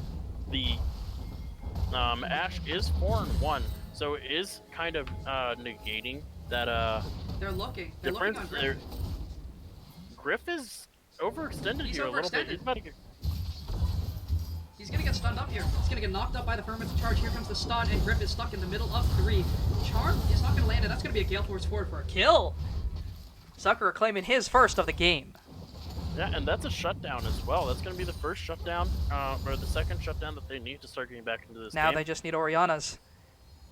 Yeah, they need to get the Orianna there, and the Malphite. Malphite also does have a small gold bounty there. If they can get those two, this game is very much still in the reach for Grizzlies. Definitely. By no means are they any closer to defeat than they were 5 minutes ago, because they are keeping this goal very, very tight. For a 13-5 death game, with 2 towers to 1 and 2 dragons, Oh. you would expect maybe a 4,000 or 5,000 gold lead, but this is barely 1,000 gold. Definitely. It's all about the fundamentals. These guys are farming very, very well. Look at the Jace. Look at the Ashe. Or look at the Sivir. They're just able to keep their leads by taking towers and farming, rather than getting kills. Yeah, Ari going ahead and finishing Leandri's Anguish there. Usually I see the Ludens or Oh! maybe even Everfrost. Ow! That hurts. That is what farming does, and this is exactly what the comp wants to do. They want to poke you out repeatedly with these cleavers, with the Sivir Q, and that was their tank. Oh, they're looking. Mundo is going to get hit by the Enchanted Crystal Arrow, and a beautiful engage from everyone, and this is just going to be a wipe. But everyone is getting damaged. Everything is happening at once. Every ultimate was expended, and Zaxter is trying, but it is not enough. They were all burst by the Malphite and a Mumu combo. Yeah, that is exactly what I was talking about. One hard CC lands, then the next one comes in, then the third one comes in, and then you're dead. The shockwave was also imperative as well. They walked up too far and walked up too close together, and they let that happen. They got 4-man or 3-man, and this is going to be a free Baron for them as well. Yeah, they don't really, they don't do this terribly fast. I mean, They have yeah, Kraken no, Slayer never on mind. Ashe. Yeah, they have Kraken Slayer and the burn from both the Orianna and the A Mumu. words, Singed. There we Oh, go. Singed, yes, That's true. his name. This is pretty funny. Alright, it looks like, just a quick update, taking away from the game, Rotom has defeated, GS in a 3-0. They will Pratoga be facing... not gonna. Oh, Flash Shockwave is gonna land, and Ena Eagle is just gonna get solo killed before Pratoga can even do anything, and he's just gonna be killed himself. And it's a double kill for the Orianna. She is 8-1, and this is a series, folks. We have a series on our hands. Wow. We might be in for a long night, here, so...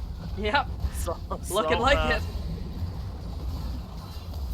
I think that Grizzlies just need to sit back here and farm, honestly. Give up objectives, just contest the soul. That is all they also need. a Night Oh. Harvester. Yep. Malphite, he hurts. Yeah. I don't think this. I don't think Shelly's going anywhere. No, Shelly. Shelly has fallen, unfortunately. But yeah. I was going to say. Rotom has swept their series. They will be going on to face IDNM next week. So yeah, look forward to that one. Yep. Anywho, back to this game. They're just gonna be able to take this tower for free. They cannot contest it, unfortunately. Yeah, those are Baron empowered minions. They might look for a play here. Ari has a flank and they don't see it. Zaxxer is also there.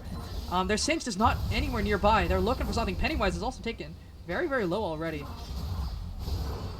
Mundo is ghosting forward. Here it comes. Yeah, Papa's going to be taken out before the fight even begins. He's not able to use his ultimate. The Fermency is able to do a lot, and the Mumu is going to land a stun onto 3, but he's going to get caught out as well. Amso is very close. He's trying to do his best, but he's not able to do it. Zucker is going to flash away, but he's going to be taken out by the Singed.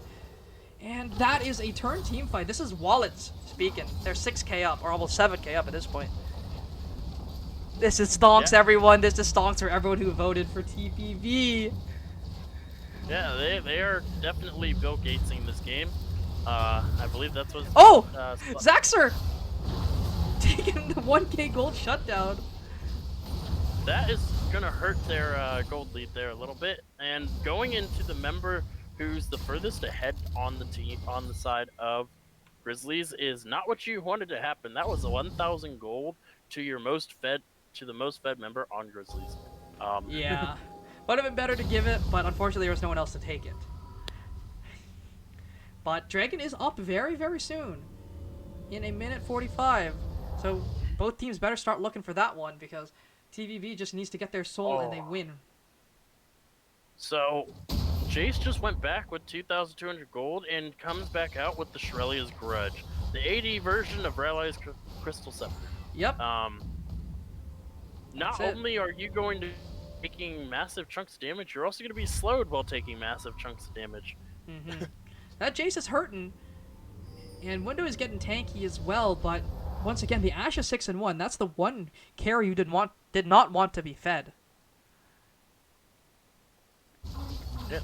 People are just kind of sitting, waiting for this next dragon. It is going to be Soul, and it is an Ocean Soul. For the bad team Papa. Bad Papa. He's going to get smited. He's going to be slowed. He's going to be forced to use the Unstoppable Force before the dragon spawns. And is he going to be able to have it up in time? It is up in 50. No, he is not. It's on a 75-second cooldown. It is going to be still down, meaning that wombo combo is just a little bit less effective. It is a little bit delayed. And he is a big reason for why they're so far ahead now. He's landing these ultimates, and they're hurting. They're putting the hurt on. And Pennywise now has finished the Spirit Visage along with the Turbo Chem Tank, and he also has Bramble Vest. Ooh, nice chunk from NAEGO. And that's just what you want to do. You want to poke out their engage so they cannot engage properly.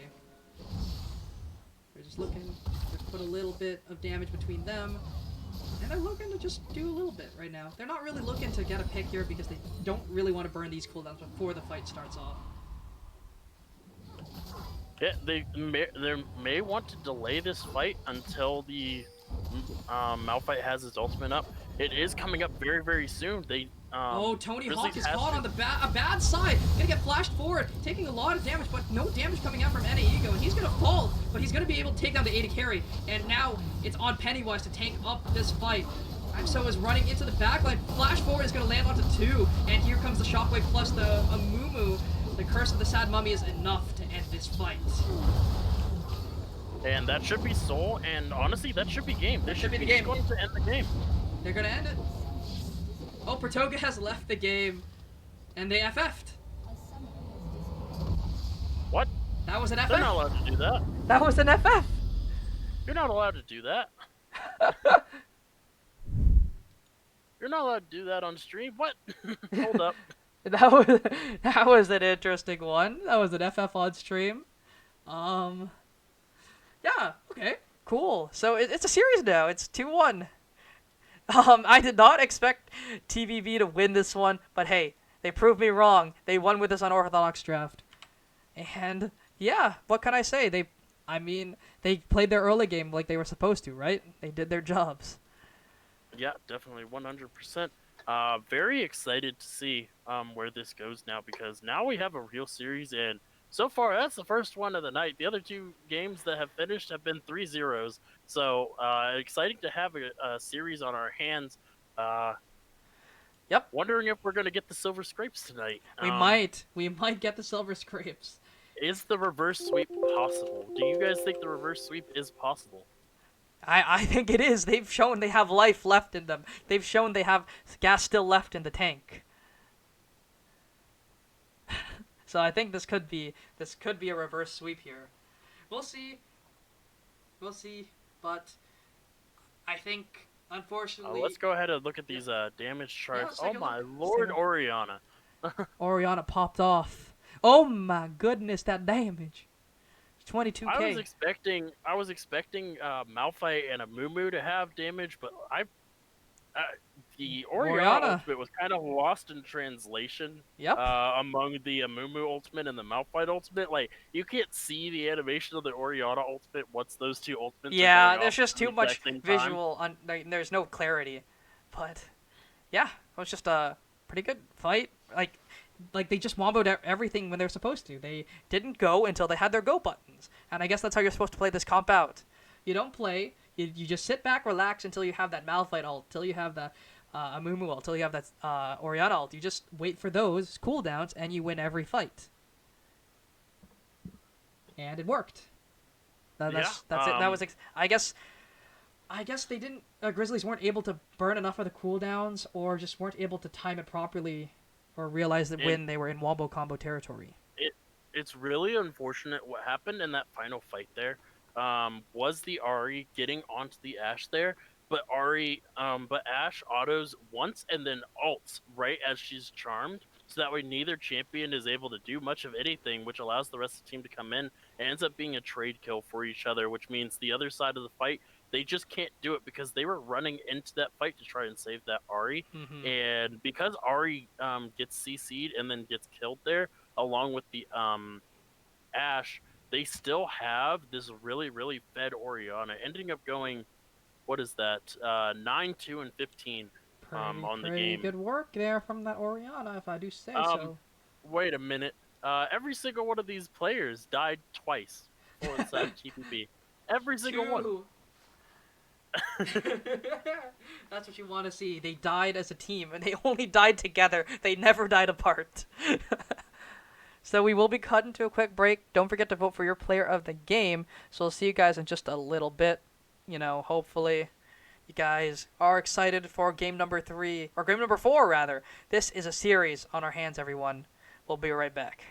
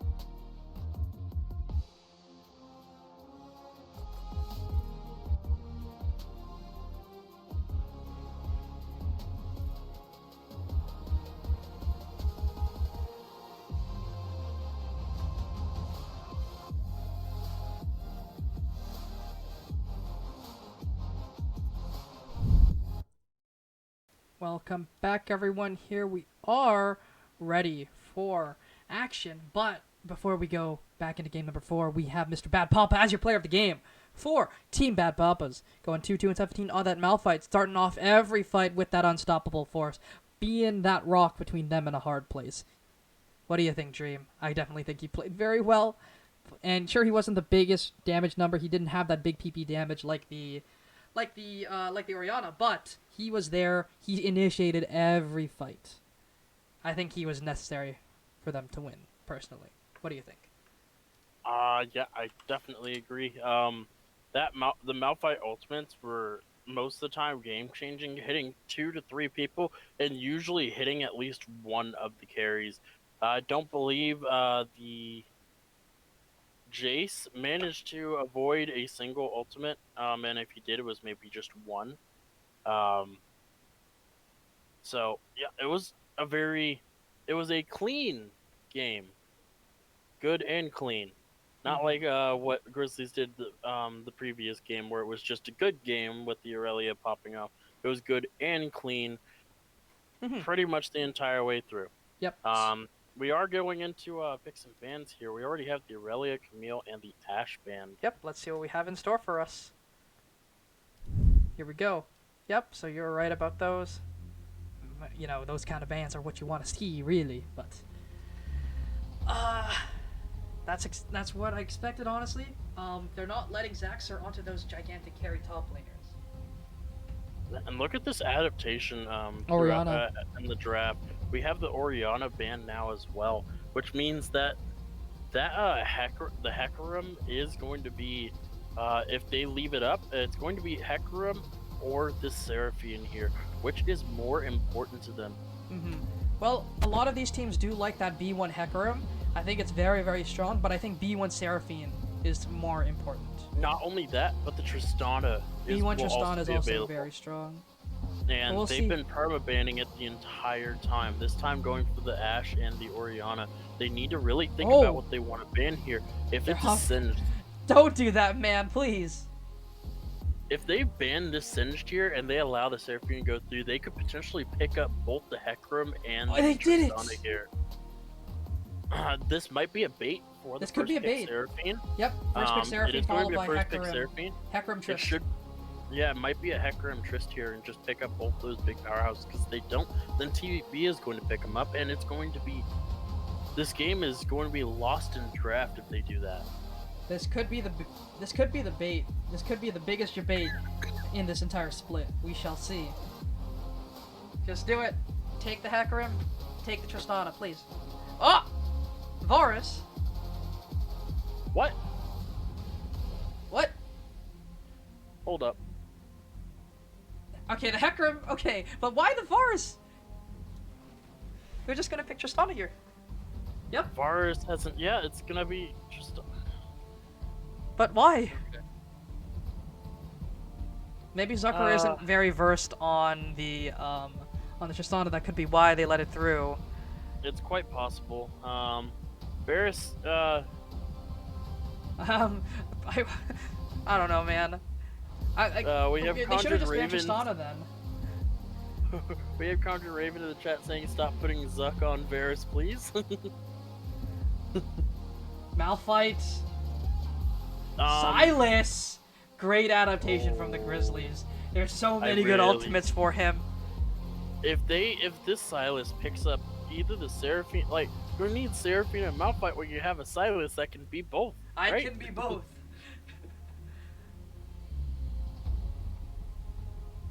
The question Great is though, where is this going to go? Top lane and support Silas. Of Zaxxer? No, this is Grizzlies we're talking about, not TBP. True. So it is probably going to be a top lane or mid lane. Silas here. We'll see. So it is Silas blind, however. Not really, actually. It could be either to the Malphite or the Seraphine. Depending on which champion that Bad Papa wants to play.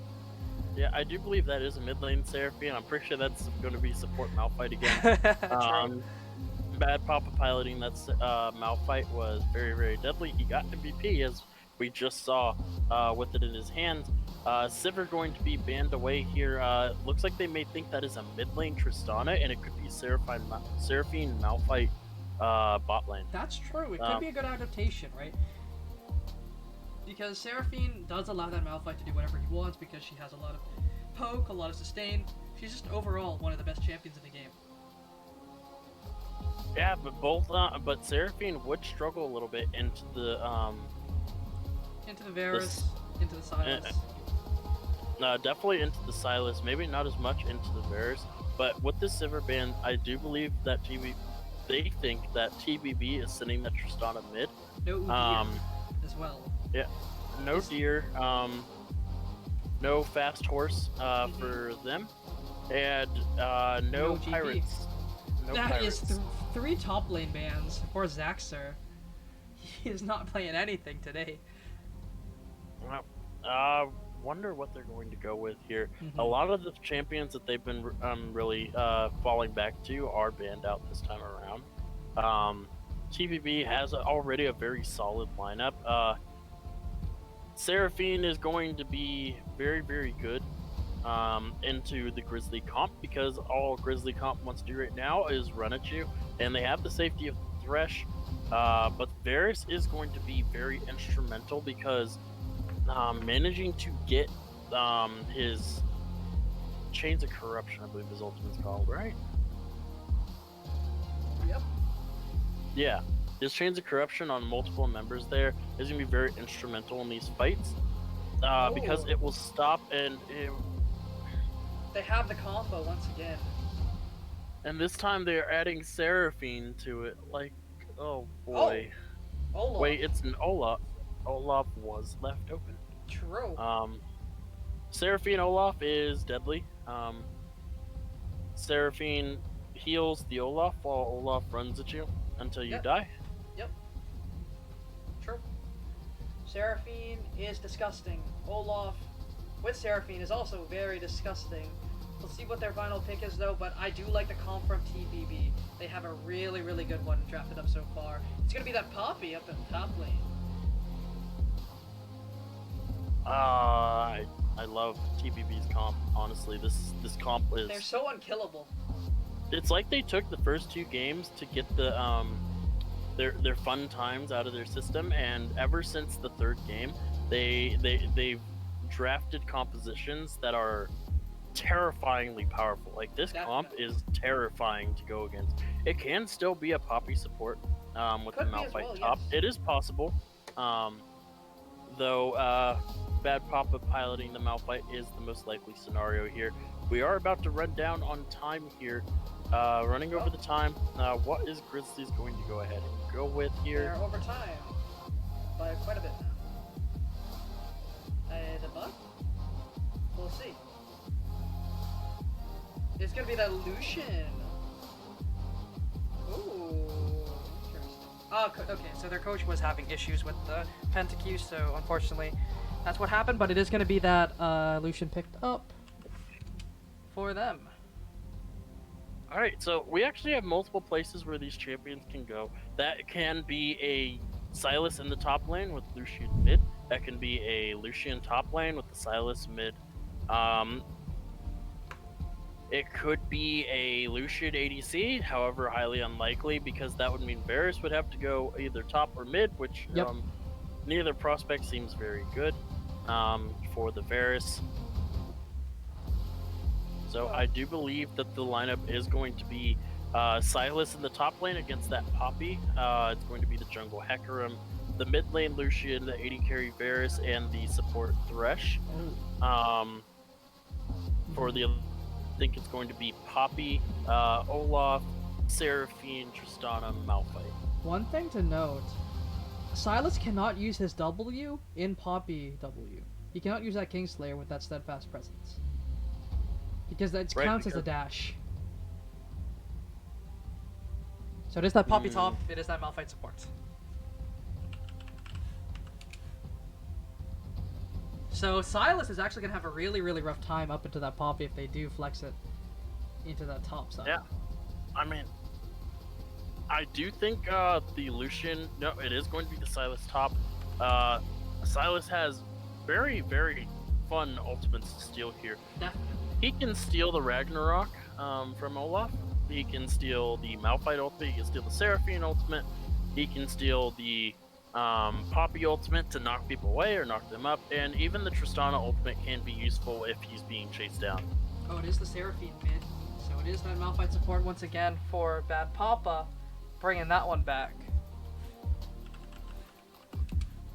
Both of these comps have the potential to really pop off. The side of TBP definitely has a much stronger mid-game composition. If this composition comes online, it will be a wrecking ball that is going to be near impossible to stop. But on the other side, they have answers. The Ekron can disrupt the entire, pretty much everything that they want to do. The Sylas can steal the ultimates and counter engage or engage with it. Lucian and Varus are going to be very good at picking off targets that are straight off, and the Thresh is there for safety as well as disengage. Exactly. And it's good to have Pratoga back on a comfort pick. I think his Thresh is incredibly clean. Yeah, I definitely agree. Pratoga is one of the better Thresh players in the server. I do really enjoy watching him play Thresh. I actually like playing Thresh myself, so watching him play actually allows me to learn a few things. So Exactly. So we'll see who's able to bring this game home. This could be the start of the comeback, or last game was the start of the comeback. We'll see if they're able to keep it rolling. And I think TBP have drafted a very strong composition, very big wombos, very big combos. But you could say the same about the Grizzlies, except they have to yoink the combo away from them by taking it for themselves. Alright, everybody is playing for TBP, so if Grizzlies win this, then I will be getting You will be a big rich man. Yeah, that's to say the least. Money in the pocket, baby. But we'll see. I mean, TBP proved us wrong last game, so we'll see if they prove us wrong again. But this time they have a very strong comp. We did underestimate them last game, and I think that was unwarranted.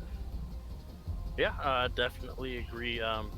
I did try to note the Wombo combo. I just thought that the side of Grizzlies would be able to avoid it with how the way they've been playing. They positioned very poorly in that game. Yeah, they kind of just walked into it and allowed the Wombo combo to come in.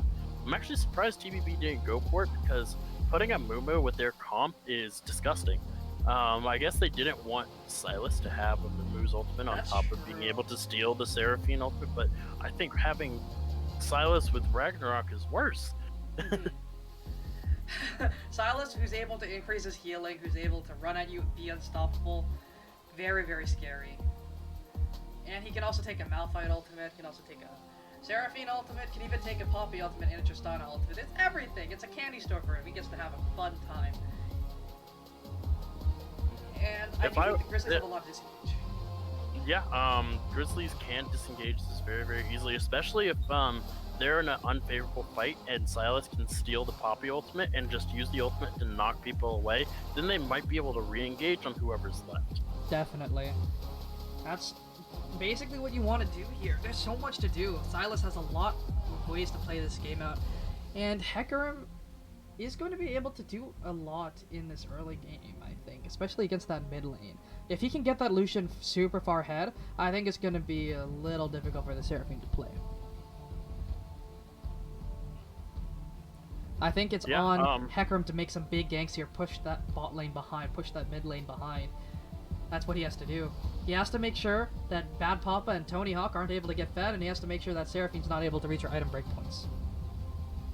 Yeah, and I do believe Tony Hawk, this champion has been banned on repeat for a reason. This is probably one of Tony Hawk's best champions. Yeah, that's correct. Played a lot of it, he's very versed on it. So, put him behind. I think that's what you need to do here. You need to make sure he's not allowed to get ahead. And with that, you'd also make sure that Bad Papa doesn't get ahead as well. Because Bad Papa was able to get very fed early, to do a lot of damage, and just get his items faster. And getting that Night Harvester did a lot, because he was able to proc it on everyone, because everyone grouped. If Grizzlies win this game, I'm gonna be getting 5,124 tokens. That'll just I'll be able to just solidify my spot at the top of the standings, but I do believe we're about to head into a break Yep. here as we go out of spectator delay. Don't forget to use exclamation point multi to be able to see how the other brackets are doing. So we'll be right back. And hopefully we have a series on our hands, everyone. Take care. We'll be right back.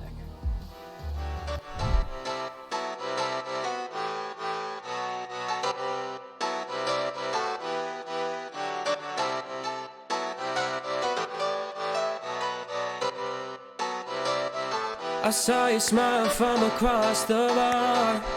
Yeah, she was pretty and so close but so far. She flipped her hair and I thought this can't be true.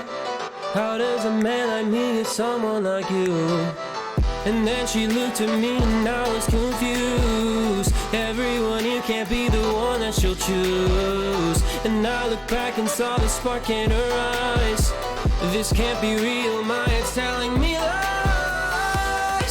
Just like that, you're coming closer to me. Come shake me, grab me, so I wake up from this dream. I can't breathe, come at me. I don't know if I can speak. Then she said, come with me and let's be free.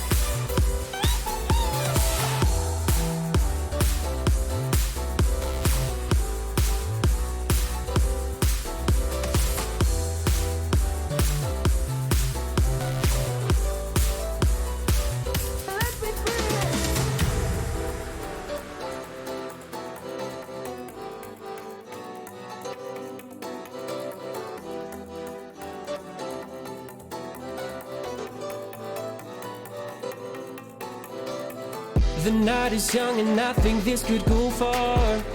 The sky is dark but you're my shooting star. Could see your face reflect upon the moon. It was a pretty summer night in June. And then she looked at me and I was confused. Everyone here can't be the one that she'll choose. And I looked back and saw the spark in her eyes. This can't be real, my head's telling me lies. Just like that, you're coming closer to me. Come shake me, grab me, so I wake up from this dream. I can't breathe, come at me. I don't know if I can speak. Then she said, Back, everyone. Here we are, game number 4 here. 1 and 2 apiece. So this is a very, very interesting series here. And they're looking for some shenanigans already as the game begins. Yeah, it looks like they're going to 2-stack on the bot side, and we're going to have a full stack from the side of Grizzlies. 30 seconds until minions Ooh. spawn. They're gonna catch him out. Here they go. Oh, Bad Papa's gonna get stunned off. He's gonna take a lot of damage. Flash away. Flash 4 from Zucker under the tower. The heal's gonna keep him alive. And that is not what you want to see, but it is triple summoners blown for the price of 2. I Alright. think Pratoga should have ignited. Yeah, Pratoga did not ignite there. I don't think it would have mattered. Oh, look at... No. Oh! Oh no! Oh no! That's 3 wards! Well, That's so much XP. Yeah, let's see. What's this Tristana sitting as far as experience goes? That is almost halfway through her experience bar. Oh my god, she hits level 2 after 1 wave. Hits level 2 probably after like the first 2 or 3 or first 3 minions Yeah. maybe. Oh my god. Tristana really going to enjoy that little bonus. However, having a Malphite as your support in the early game is hitting level 2 is not going to be very beneficial for a level 2 all-in engage because all Malphite can really offer is the Q. Yep. And jumping into a Thresh, regardless of how strong you are, is a terrible idea. So it wasn't the first 3, she still has level 1. So we got a little bit of engage in the top side, but not much going to happen out of that. That is still not level 2. The heck? Okay, I guess she just didn't get level 2. There we go. There we go. So, top side's looking okay. Zaxxer taking a decent trade, not in his favor. But I think Tony Hawk is very happy with that experience lead he got from those wars. They are looking for some trades. Zaxxer also taking low because Poppy's early in damage is surprisingly high. Yeah, and unfortunately the Tristana hitting level 2 didn't really mean much because both the Thresh and Grip the is Bears. ganking, and NAEGO's looking to try and trade the kill here. Grip is taking a decent amount of damage from the minions, but it's going to be first blood for NAEGO flashing forward, going to be able to take that one. And it's going to be a trade kill, but that is first blood for the Lucian, and he's already rolling. I do believe that was a... You probably should have just walked away from that, Seraphine. You're already going to get the assist. No reason for you to stick around. Yeah. Unfortunately, trading that kill over is still a net win for the Lucian because he gets first blood off of it and a solo kill in a 1v2, whereas that 300 gold and assist is still going to be less than the first blood gold there. Mm-hmm. Well, it's 50 gold more, isn't it? 400 versus 450. Isn't it 25 versus? It's 150 versus, no? No, I don't think so. The hook gonna land, and here comes the Hecarim with that devastating charge. It's gonna land, the Ignite is gonna go down onto Bad Papa. He doesn't have flash. That's a kill. No flash means a death. And that is Bad Papa going down to the bot lane. And that's a kill over to Zucker. Getting that poke virus rolling. Yeah, and you're already starting to see the difference in this game. Already a 500 gold lead here for the side of Grizzlies. They're not playing to the tune of TBP this time around. Ooh, good trade going from the Silas. Yeah, but it's Poppy. You're right. Yeah, it is Poppy. But you're right, they are definitely not letting TBP do what they want to anymore. Oh! See, that's what we had, the interaction. The interaction is going to mean his death, and that's a solo kill for IMSO. The interaction, he tried to W in the Steadfast Presence. He tried to Kingslayer, and he died. And here comes Pennywise. Hung Chad is very, very going to get knocked back, but it's not in the right direction. NAEGO's going to go for the dive. And he's going to be able to take it. That is going to be a trade kill. And, I don't think he should have gone for that, honestly. Why? It's a little overforced. You wanted to walk away. Go with your gut feeling and just walk away, man. You did not need to eat over there. Looks like we're back to games 1 and 2 shenanigans where people are going to go ham the entire time. It's 6 kills in 5 minutes. Poppy is starting to grow a pretty massive lead, already hitting the level 6, but that is a really big wave. Yep. As long as he picks up most of the minions, he should be able to hit 6. Zucker, why didn't you freeze that? I think he wants to. I think they want to hard shove it because Dragon is spawn. And they do have some item advantage. They do have the Serrated Dirk versus that Longsword and Dagger. Not very much from the Tristana here, but she's still one of the highest burst damage champions in the game. She's able to do a lot of damage in a short window. Oh, hook onto Bad Papa's going to mean the flash is forced once again, but the encore onto 2 is going to land. Bertoga's going to be able to flash away from this one, but Grip is going to be able to take down NAEGO. Oh, the flay's going to go wide as well. They're looking for a re-engage, though. They're looking, but Pennywise is already low. Here comes Zucker. They're looking to do something here. Flash away. Grip is forced to flash away, but there's going to be a shutdown for Zucker, and the hook is going to land. Bertoga's smurfing, and he's going to be able to take that one. Double kill for Zucker, and this could be a triple if he has to queue up, but he does not, unfortunately. Now look how far back the Malphite had to walk backwards just to make sure that the triple kill didn't happen. And with that, that should be a dragon, free dragon. Lucian's already walking down there. Thresh is going to have to reset. Tristana needs to get out of there, though. She needs to might run. be collapsed on. Look where the Lucian is coming from. She's going to be able to get out of this one. And they are going to probably look to take that Scuttle Crab before going for Drake. Yeah, well, because of that, they don't have time to take the Drake anymore. They aren't going to be able to. They're also low on health. They don't have much. They also are on item disadvantages right now.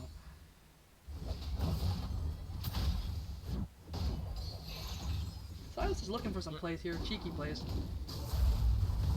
And it's going to be more nice picked up IMSO is in a decent position in this lane. He is ahead by 10 CS, has that Bramble. And Silas is forced to auto if he wants to do that passive damage, right? So it's going to force him to hit the Poppy. And he's going to look to use that Kingslayer, but he's taking a lot of damage because of the Poppy just being overall an oppressive top laner to deal with. I like what Zach did there with the Kingslayer. He used the Kingslayer before. Oh, the stun not going to land, but he could be solo killed here. He's very, very low, and he is going to get taken down once again. Another solo kill for IMSO up in the top lane. This Poppy is going to be very, very difficult for Silas to deal with. Usually you see Silas picked into tanks like the Malphite or the Scion because it's really hard for them to deal with it, but this is a Poppy. Poppy is different. Oh, wait, NA Eagle's only level 6. Oh, he's gonna call? It's enough, is it enough? It is not enough! The flash isn't even enough, and he's gonna fall. He's gonna live! The Poppy gonna be able to get away from that one. Poppy living with sub 50 both sums HP. burned! Both sums burned! That is so unfortunate for NA Eagle, but he's also level 6. He's also behind in almost every way. But Hung is going to look for something. He's going to be able to land that slow, but it's not enough. But Olaf is waiting in the wings. The Encore is going to land it. Here comes the Olaf. The Ragnarok is going to come through. He's going to run at NA Eagle. He's going to dodge the first X, but can he dodge the second? And is not able to. He's going to fall. Varus missing his ultimate there, actually. Oh. Did not see that one. My cam took way too long to get there. But yep, Hecarim is trying to get some experience here. He is ahead by a decent margin. The bait. But wait, he could just be dead here. He's gonna go for Silas is waiting on the wings. Here he comes, the Encore is gonna look, it's gonna land onto Hung Chad. But that's gonna be at the price of the Hecarim. But here comes Zucker, here goes Pratoga. They're gonna look, Olaf has no Ragnarok. But he is gonna be able to walk it out. They are gonna be able to take this wave out and look to position around that dragon potentially, but the Hecarim is dead, so they cannot look for that until he is alive. Ooh, the Malphite the Unstoppable Force not gonna land, and NA Ego's getting run down. Here comes Pratoga, but NA Ego is so far behind, he's the same level as the supports. How did that happen? He's been too busy roaming, honestly. Yeah. His CS only in just reaching 50 there. But despite all of that roaming, has 2 kills to his name. Also 4 deaths to his name as well. Also 4 deaths, but so does the Seraphine. 1, 4, and 4. Yeah. Really, the person that you need to really watch out for is this Varus. He has Executioner's Calling. He has Serrated Dirk and the Caulfield's Warhammer as well. And the Silas is not really a threat, unfortunately. He has died twice and is also behind 20 CS. He's not having a great game, unfortunately. He's looking to make a play, and he's able to land a decent amount of damage. But it's a Poppy. She's very, very tanky. And she also has Grievous Wounds. And the Grasp just does so much work. And he's just not able to trade back effectively. Oh, the hook onto Bad Papa, and the box is going to come through. And that does a lot of damage onto Bad Papa. Here comes the Varus. And they're going to try and gift that one over to Pennywise, but this is going to be another solo kill for IMSO over the top lane. This is starting to look really bad for the Silas there in the top side of the map.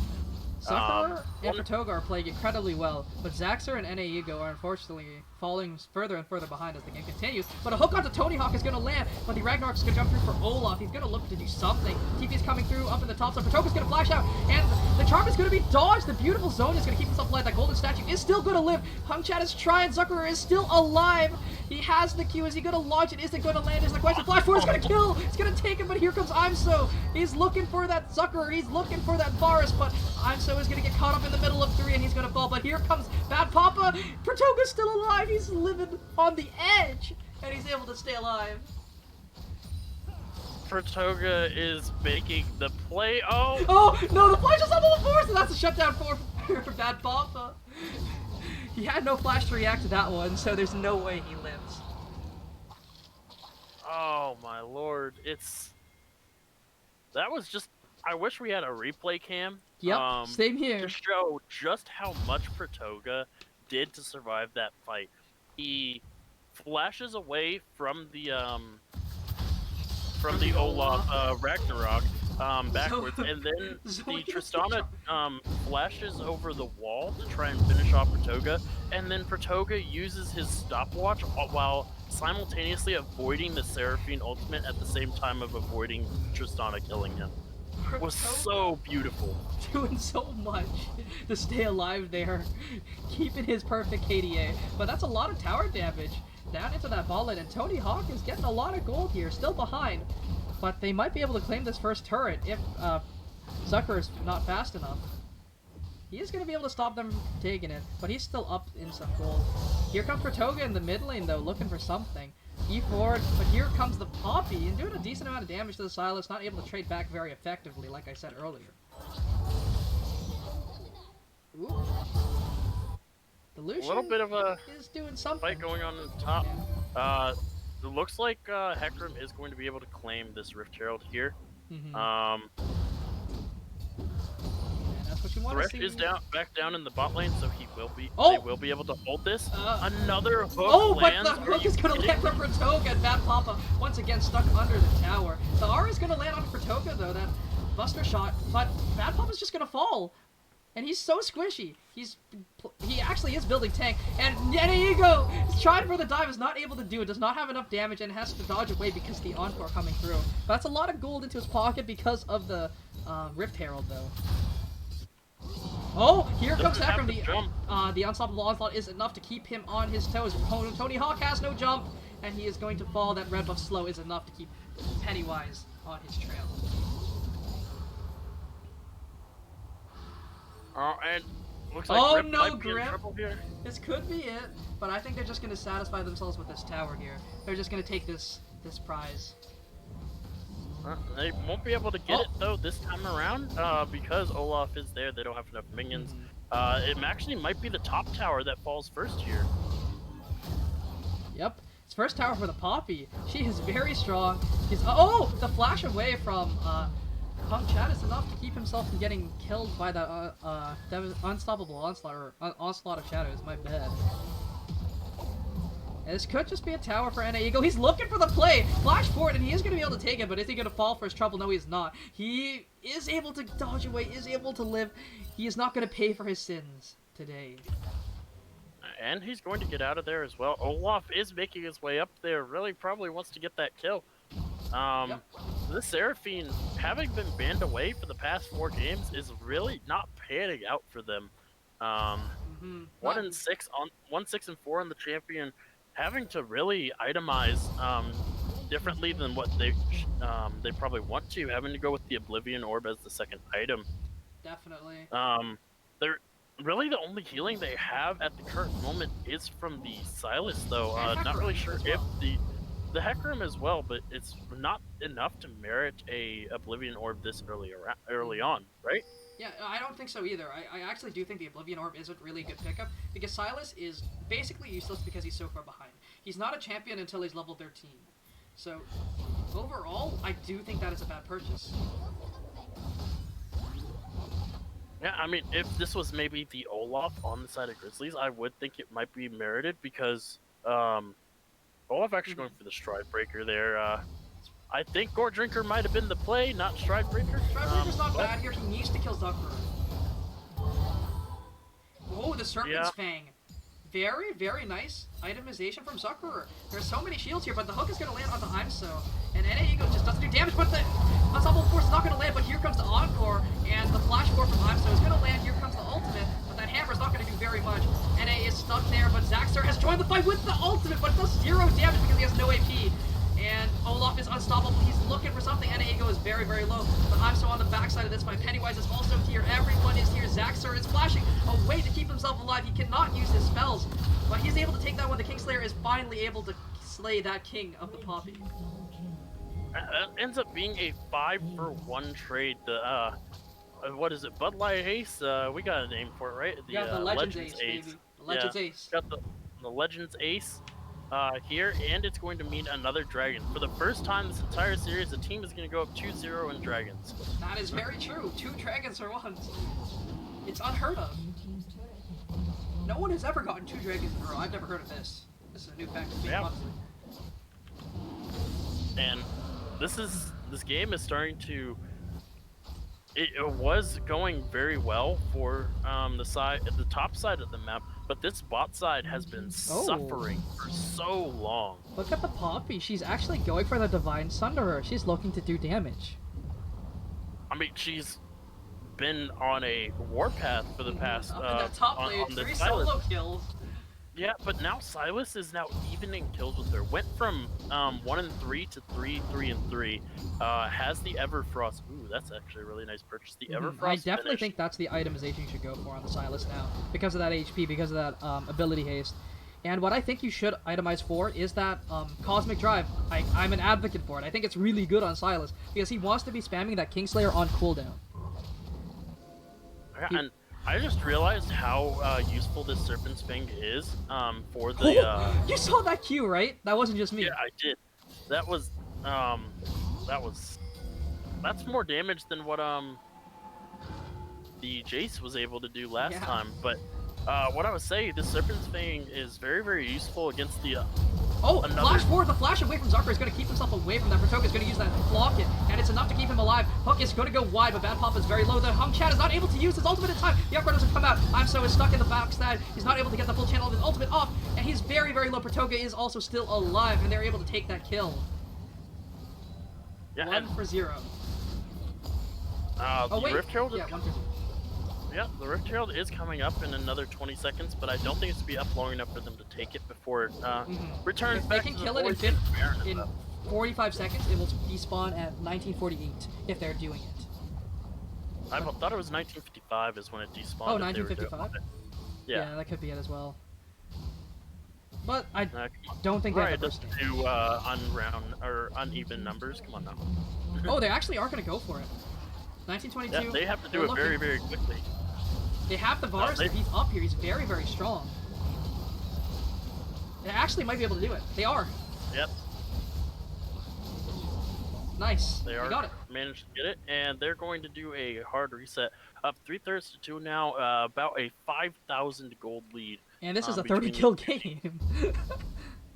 This is a bloodbath. I was trying to block that out because I was happy with how the first game went, where it was very, very slow. But this game has been action for 20 minutes, and we have 30 kills in 20 minutes. So that's about a kill and a half every minute.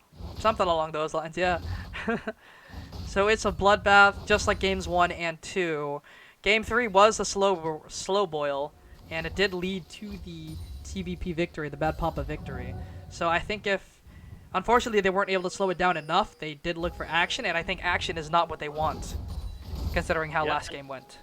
And we've been talking about how strong this Varus is, but the Hecarim has quietly gone 7-1 and 10 this game.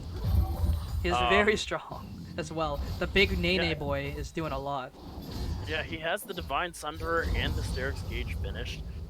His next item, he has a longsword. Not really sure what that's going to be building into just I yet, believe until it would we be a get death more stance. items. I think it would be a death stance here.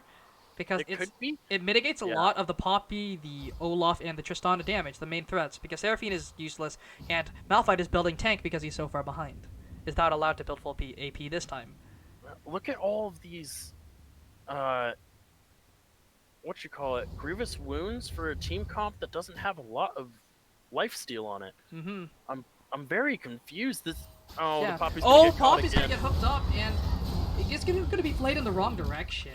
I think they were looking to disengage instead, because they did see that Malphite. Yeah, Malphite getting into the middle of that. Could have dispelled a Zucker bad doesn't- fight, yeah. No flash. Yeah, Zucker doesn't have his flash just yet. Does not have the get out of jail free button. These flashes to get away from Bad Papa have been very, very on point. Mm-hmm. What I would like to see, I would like to see the Lord Dominic's Regard coming in for Zucker. Sure, it doesn't give the same slow as Cyril does, but every single one of the enemy teammate, or every single member is going to be building HP. So you're going to be dealing more damage because they're going to be tankier than you. And I believe that was the first hit that Protoga missed the entire game. There were a couple he did miss. One did go wide. The Malphite ultimate is taken. And they are going to look for something here. They're going to look for the Drake. They're Yeah, gonna look to that'll turn and be the burn this third one on Drake. spawn. And this is a Cloud Soul too. Cloud Soul is going to be very, very good for Varus, for Varus, for the Hecarim, especially the movement Silas. speed is what they really, really want here. It's gonna be amazing on Silas. They're looking. Punk Chat is gonna look for the steal, but it is gonna be smited away by Pennywise. Pennywise get able to claim that one, level 13. Up Yeah, 2 levels. And look where everybody is. Yep. They They're- have no vision. They have no vision Baron, topside. and look exactly where Grizzly's heading right now. They're and running straight for still topside. on the bot side of the map. They're going for it. They're Oh, looking. they're Oh, going they're for setting up a death brush because they know that the only way they can go is for Baron. So they're looking for a pick here. Oh, hook gonna land onto Grip, and everyone is there. Ultimate is gonna land. A beautiful charm, but Pratoka is doing so much work here. She's seeing up everyone, and I'm so gonna try and get a trade kill. Is not able to do enough damage. That damage Poppy not really paying off. Yeah, and this is going to be Baron. It is going to be a 3v5, and you guys are down 6,000 gold here. I don't think I see a way of them actually taking this Baron here. Yeah, they they're will gonna look to trade trade it that for the mid. mid lane. They are sending 2 people, so that way they can't take the inner tower as well. They definitely have enough damage between the 3 champions remaining to stop this. But this is going to be a free Baron for them. It cannot be contested. The Olaf is 2 levels down, does not have the Ragnarok, only has his flash. Yeah, And Olaf they're playing is this game going to out try really and- well this time. Yeah, Olaf is going to try and get something back by stealing some of the jungle, but honestly, some of the jungle and an outer mid lane turret is not worth if the enemy team is on soul point and they just picked up a Baron. So we will see some itemization coming through for this Varus in a little bit. I do want to see that Lord Dominic's Regard. I do think it is the better pickup here. Yeah, he is. He does have Let's see. he Oh, goes it's the to Umbral Umbral Glaive. More lethality. Interesting. These Qs are going to hurt. They are going to chunk. But look at the Malphite, though. He's going to be very unkillable soon. Once he finishes that Randuin's Omen, I don't think that Zucker will be able to do much against him. I do believe Randuin's Omens is better against crit damage, It- not straight lethality. The armor is The going to be armor is, helpful. or it could be a Frozen Heart, but I think it is the Randuin's because he is built. He does have that Ruby Crystal in his inventory. Yeah, I do believe. Oh, this is very bad for Tristana. No. Oh no. Oh no. They're looking. Here comes the devastating charge. The jump away is not going to mean much as half your health disappears in the blink of an eye, and Zucker are able to claim that one. Oh, it's gonna land! It goes true, and here comes everything. The offer gonna land onto 3, but it's not enough because they just don't do enough damage. The Ragnarok gonna come through, he's gonna try and do something, but that Q just did 90% of Olaf's HP in one go. Zuckerer is performing out of his mind this game. And yep. they're pushing in 2 turrets at the same time. This game should be Oh, over here. that was a free way for Hecarim to go back to that mid tower. Thanks, Poppy. Yeah, they are going to get the mid and bot lane inhibitors. Champions are spawning here. They might not be able to end it on this push. They might be able to get some damage, maybe a tower. I do not think they have the capability of it. They're trying. They're going for it. Oh, no, they're not. They're backing off. They're baiting with that Hecarim. My bad. So they are going to be able to walk away from this one alive, tails between their legs. But this is just looking very, very not ideal for them. It's not going the Yeah, way it they looks like wanted they're it to. heading to the top side of the map here to try and push in that wave for They maybe have 30 the seconds-ish inner left top on that tier. Baron. They want to take this tower before their Baron runs out. I think that is. They a had good play. people reset, so pushing this a little bit too far might be the wrong play. Zaxxer, Silas needs to. he needs to run. He's able to get away, I think. Yeah. Yeah, Doesn't he's work fine. out. I do believe that if Olaf tries a little bit too hard, he just takes Silas's Ultimate Olaf's and runs ultimate away. and kills him. Or he Yeah. kills him or runs away. One of the two. And I think he can actually turn and burn. Because he has that Oh, he just picked up the Cosmic Drive. Thank you. Yeah, I love Cosmic Drive. Especially for the Silas, who's Good already move getting speed. these, A lot of ability, haste. It's just a great Looks item like- on you.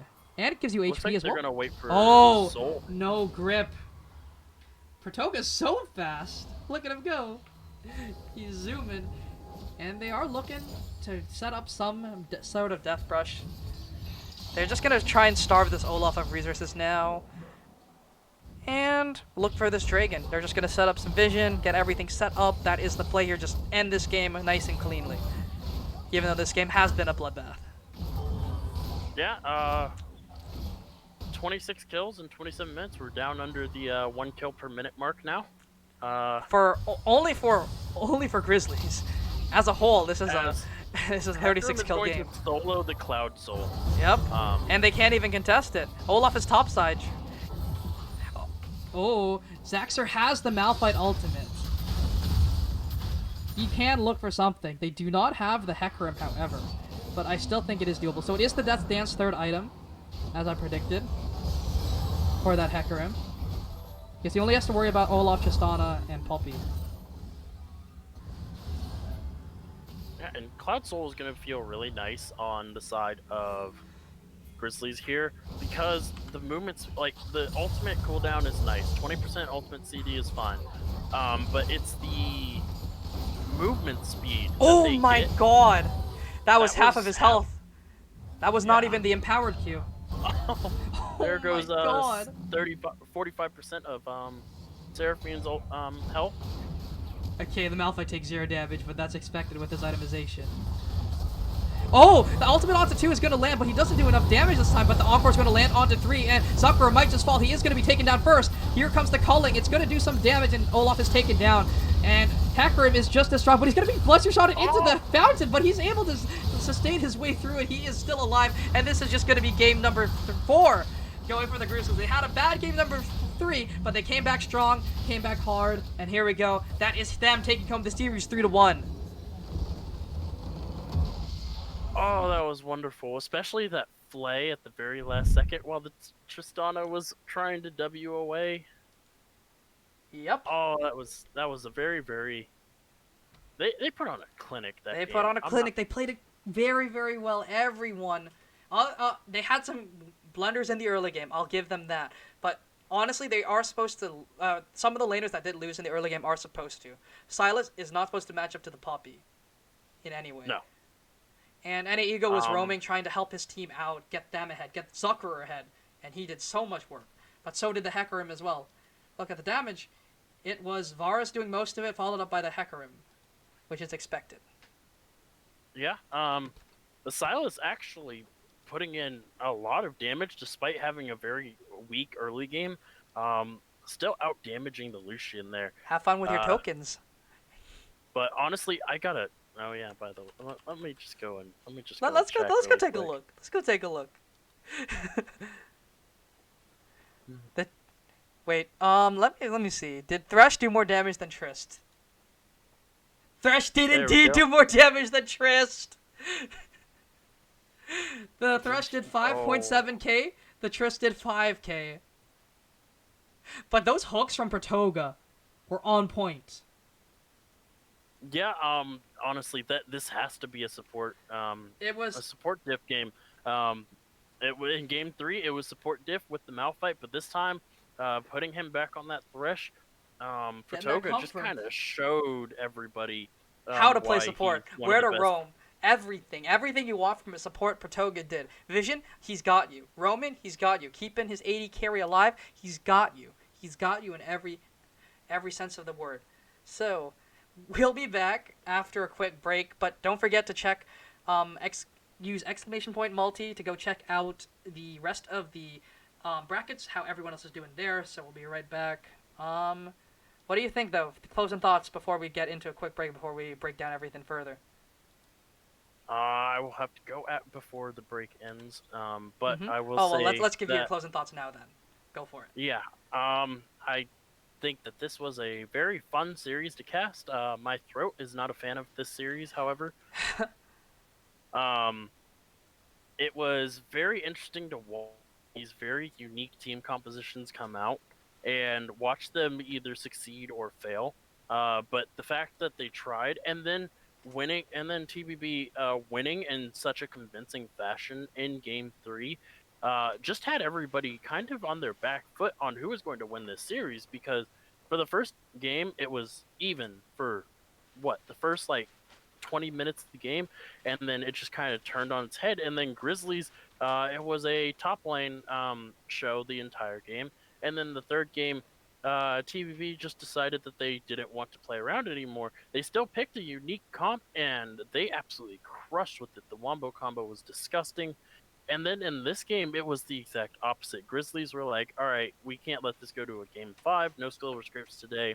I want to go to bed. And they just kind of rolled over the side of TVB. Definitely. The top lane was a struggle, but it didn't matter because the Hecarim was 9-1, and the Varus was 7-2. Even the Lucian, who was trading his life repeatedly for kills, still ended with a positive KDA. The Thresh hooks were so beautiful. Deathless. Still, yeah, 23 KDA, perfect KDA, not dying a single time. Just the fourth game was just an absolute clinic on what to do when you're tired of playing League of Legends and you want to end the game. Definitely. He showed us what to do when you are tired of playing, when you want to win, when you just want to get this game over with, when you want to get a series over with. He did it. And they fell for the bait, I guess. They left up Tristana and Seraphine, and they were both picked. Look at what happened. Yeah, the Seraphine, like, we've been talking about how great Seraphine is this entire time, but the Seraphine just didn't feel useful at all. And it only got off one good ultimate and then died anyways, and the ultimate didn't even matter because they were slapping them with their wallets. The Seraphine just didn't feel very strong the entire game, and the Tristana ending 0-5-0, not even an assist. Not a single kill participation, not a single point in those 11 kills that they had. They did not get a single participation medal there. That is very astounding. But overall, I think this was a clinic on how to end games, or how to end series. They knew what they had to do, and they did it. That's all I can say, really. We'll talk a little bit more after this. Well, I will talk a little bit more after this. Yeah, but thanks everyone for joining us. If you want, use !multi. Go check out the stream. See how all the other teams are doing, and I'll be right back for some closing thoughts. Yeah. That's something I wanted to say. Reggie beat Sheepherd 3-0. Oh, okay, so Sheepherd has fallen. I'm sorry, Mr. Sheep. This is the only game that went to 4 games. Every other game was 3-0. Every other game was... Okay, so we don't even have to host. Every other series is over. Well then, we'll be back for a little bit of a discussion, or I'll be back. You gotta go, right? Yes. No worries, man. I'll take care of the closing remarks. But overall, it's been good. We'll be right back, or I'll be right back. Take care, everyone. And don't forget to vote.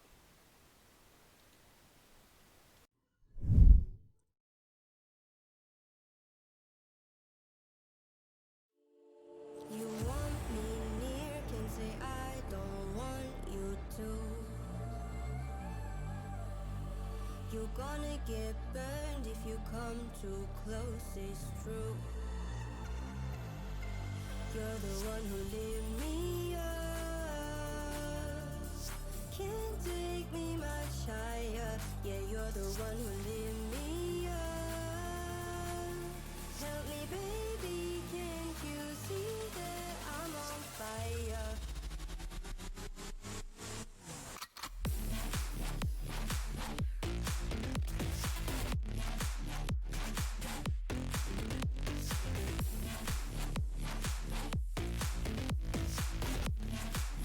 Tell me, baby, I'm on fire.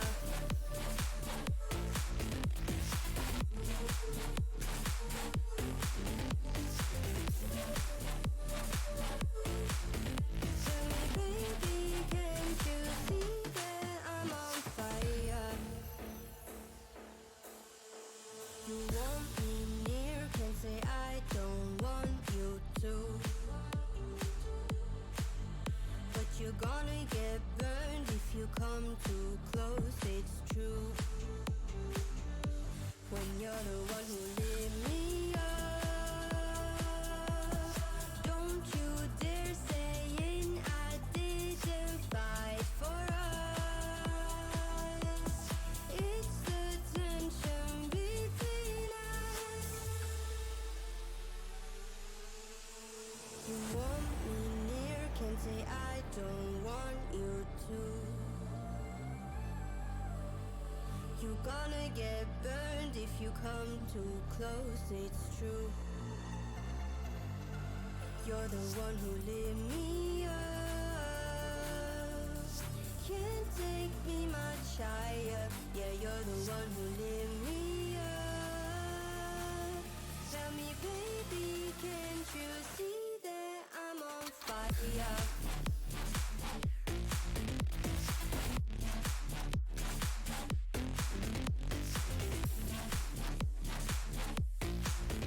Tell me, baby, can't you see that I'm on fire?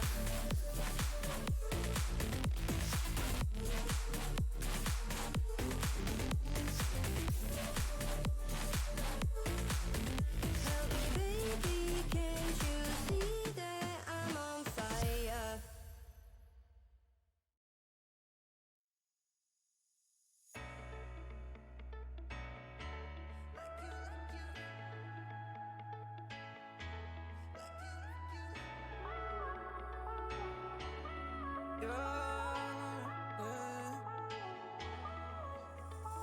You're like a blessing. Oh, I wasn't waiting for you, wasn't waiting for you. Yeah, I was just wasting all my time living without you, time living without you. Yeah, like a rocket on a planet, that's how I feel. You're so gorgeous and you know it, you can't be real. And you use it to confuse me, but in the best ways. You make my day. Baby, keep loving, keep loving me just like you do it, like you do it, like you. Hips don't lift, so we keep growing just like we do it, like you do it, like you.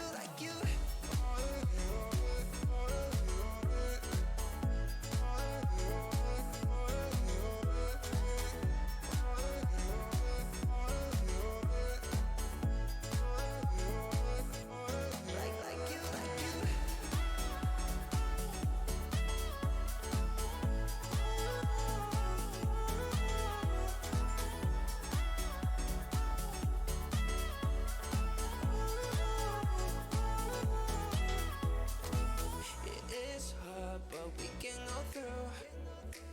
'Cause I want it like you want it too. Don't get insecure, baby.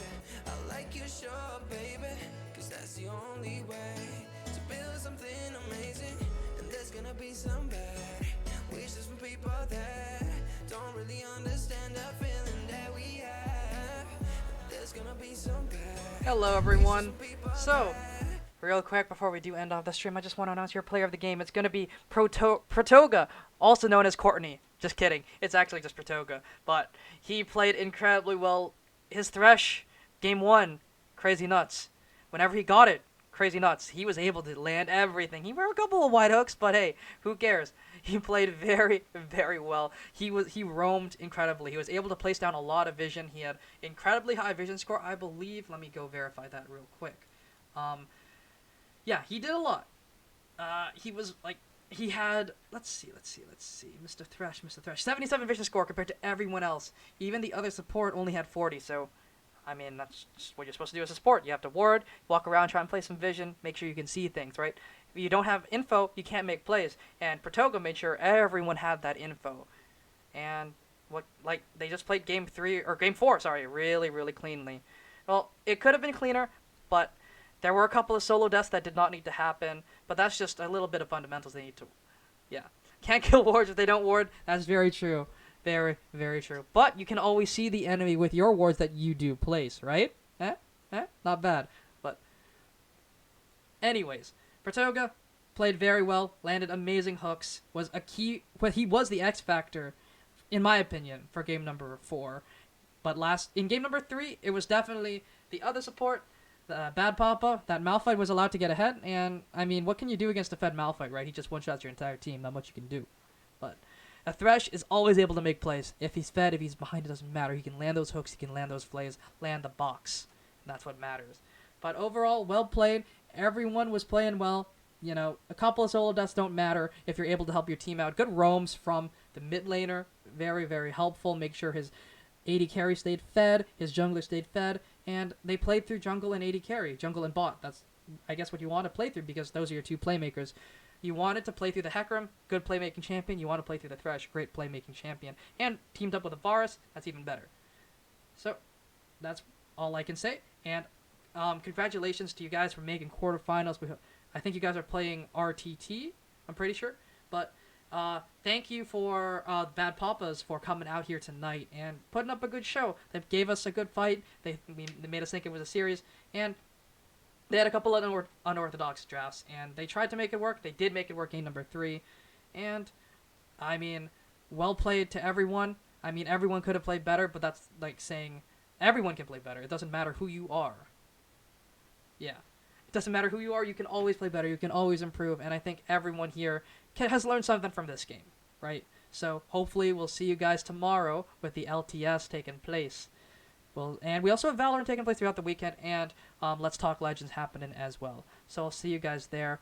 Hope you guys have, a great time overall. Like, I know COVID's been hard on everyone. I hope everyone's, taking care of themselves, staying healthy, staying happy, keeping themselves happy. That's really what matters. Be happy, have fun, right? There's no need to be sad.